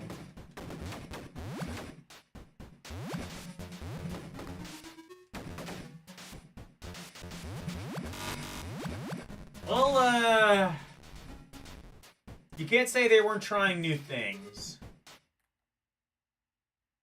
It was completed by Atari, but they decided not to release it, and Telegames bought it from them.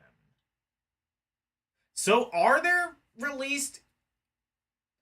Was Alien vs. Predator ever released to retail? Because if so, maybe I will rank that.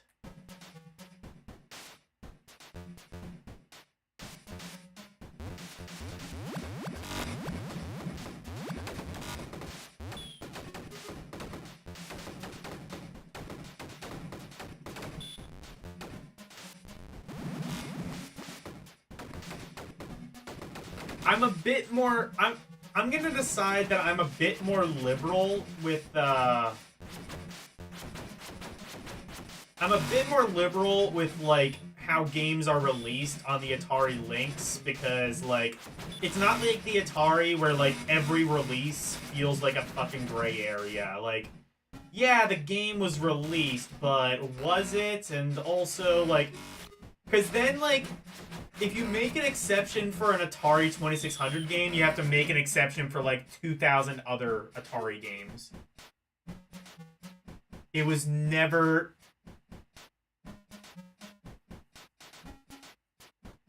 It was never finished. Okay.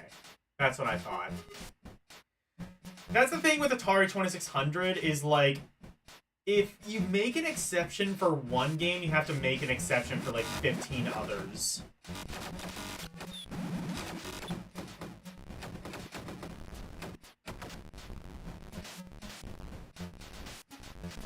You know, I think I see why Atari didn't want this. It's not a bad game, it's just kind of frustrating. And when there's so many, like, better games...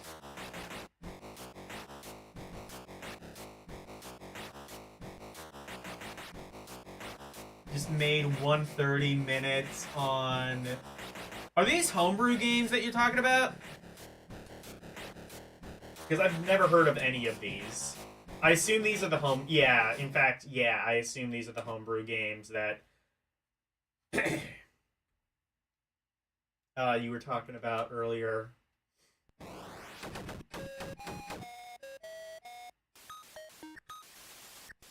On the topic of homebrew games, are there any homebrew games that actually took advantage of the 16-player multiplayer? Because I know no official games did.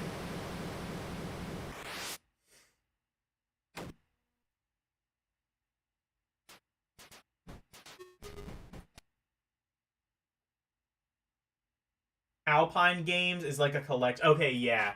Because I didn't see anything that said Alpine Games. I assume... I mean, I know there's California Games, and I think... In fact, I believe you specifically said that was the only games game that was released.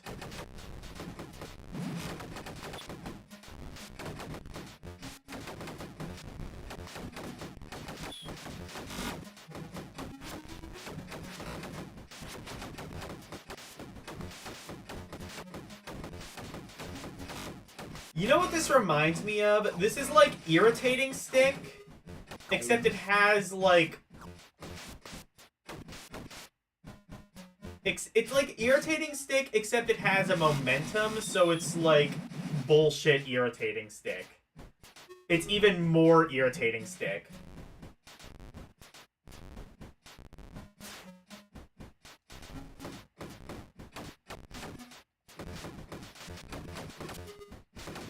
You don't think that there were? Okay. That sucks. Somebody, like... I assume you have to make the game a bit more basic, but I don't know, you could...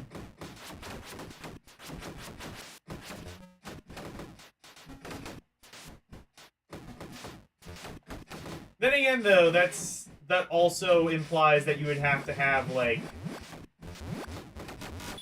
16 people with an Atari Lynx, so I guess most people aren't gonna bother doing that. I think Baseball 2000 technically has 16-player multiplayer, but there's, like, no attachment for the Game Boy to actually enable that.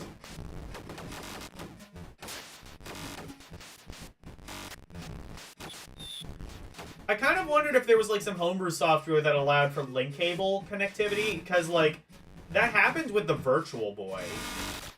There's, like, homebrew link cables and some homebrew software that allows for the,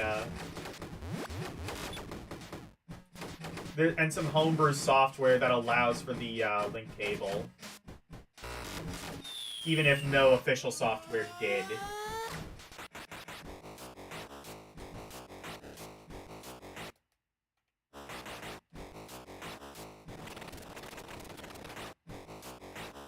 Press to start. Yeah, cool, cool thing. There's no, that doesn't work, and in order to start, you have to reset. Thankfully, this does have a soft reset combo. I think the Game Boy did. I forget how you enabled it. I think it was A, B, start, and select, maybe, to do the soft reset on Game Boy. This game kind of sucks, though. I don't want to say it's, like, the worst thing ever, but it's not fun. Again, it's Irritating Stick, but with momentum.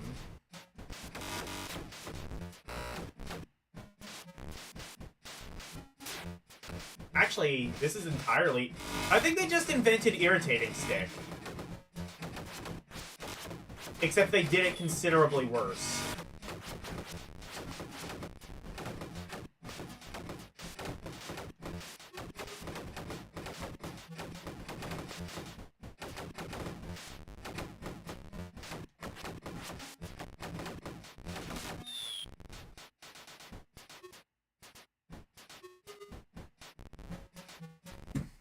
Your cat is fit. Oh, shit. Oh, no. I heard that your cat was sick. I saw in, like, one of your video titles. I'm so sorry. There are linkable homebrews, but more... But none are 16 that you know. Okay. Okay, that's Bubble Trouble. I'm gonna say that one is not fun.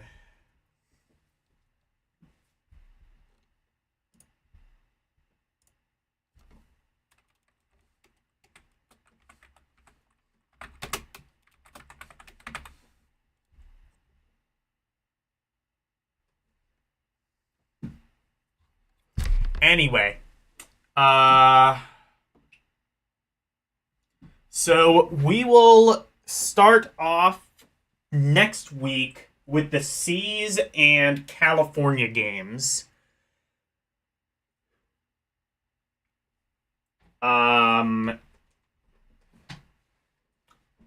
So let's see if we have any raid targets.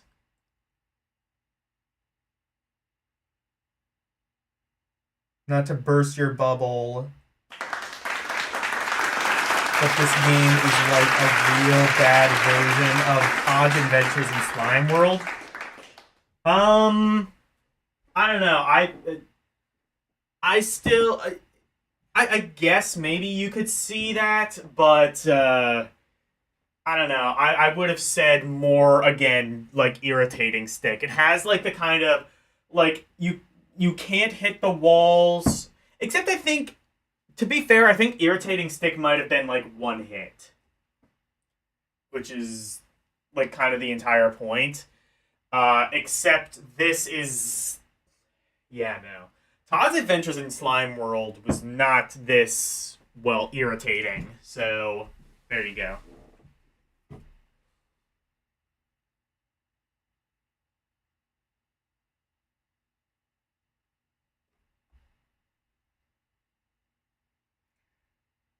Nintendo, please stop. What are you doing?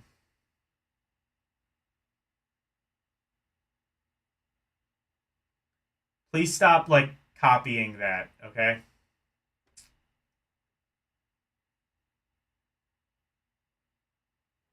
Anyway, raid time.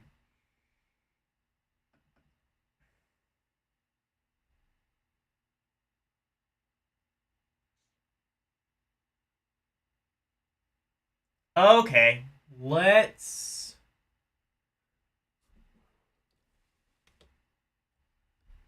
Speaking of PS1 games, here we go. Retro Tiburon is playing 1 for... Weird, I don't know why that one came through on my channel, but, yeah, Retro Tiburon is, playing 1 for the original PlayStation. That's a fun game. It's a fun, like, 3D run and gun. Anyway. So tomorrow I will be playing Grim Grimoire for the PS2. Thursday I will be playing Popple Mail for Sega CD. Saturday morning, I will be on L's channel playing, what is it? Crisis Core, Final Fantasy VII. I play the game so much, I should remember what it is. But Crisis Core for the PSP, Final Fantasy VII. Saturday night, Darkstalkers. That's what I'll be watching with Orc Warchief reviews on Saturday night.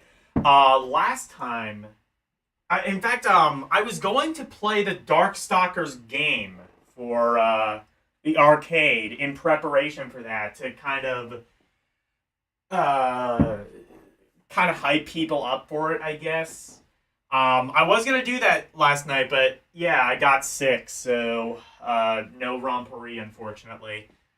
But yeah, Darkstalkers, they made an anime for it, and apparently it is pretty good. Orc has not disappointed.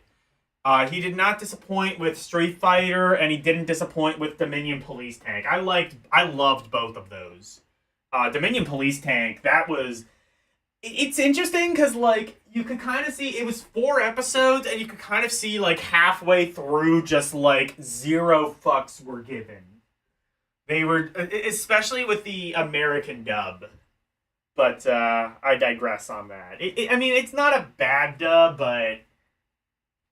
Yeah, like, definitely, like, I feel like the first half, they were kind of trying to take it seriously, and then the second half, they were just like, meh, forget it.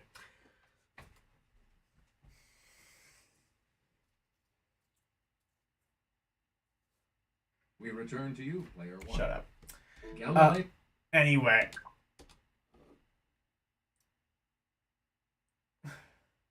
Tib Raid. Yeah, let's go. Metal Slug X, no bad. Yeah. Anyway, but, yeah, and then Sunday will be more Rompory. So, thank you guys so very much for watching. Thank you especially to my members, Arus218 and Orc Warchief Reviews. And thank you to everybody else who watched. Thank you, LCX, Jeremiah Thomas, Karumim Good Gamer, Mike Wolf, Nicholas W, Prime One, Renee W, Nintendo Volts, Ketsu Sanya, Federico, Drunky Cheese, and Valentine's Eve 1996. Thank you guys so very much for watching. Good night. And thank you for coming to my TED Talk. Bye, everyone. It's the outro, and here's the outro freeze. Freddy Freak of into presentation, sweeping the nation, doing his thing. But wait, if you wanna see more of me, become a member. Watching movies on LDN Cinema, play some games on Rum Roulette and request to be part of the community. Join the Discord, talking about games, music, rum requests, and more. Join now. That's all of the plugs that I've made. Thank you all for watching. Now let's raid!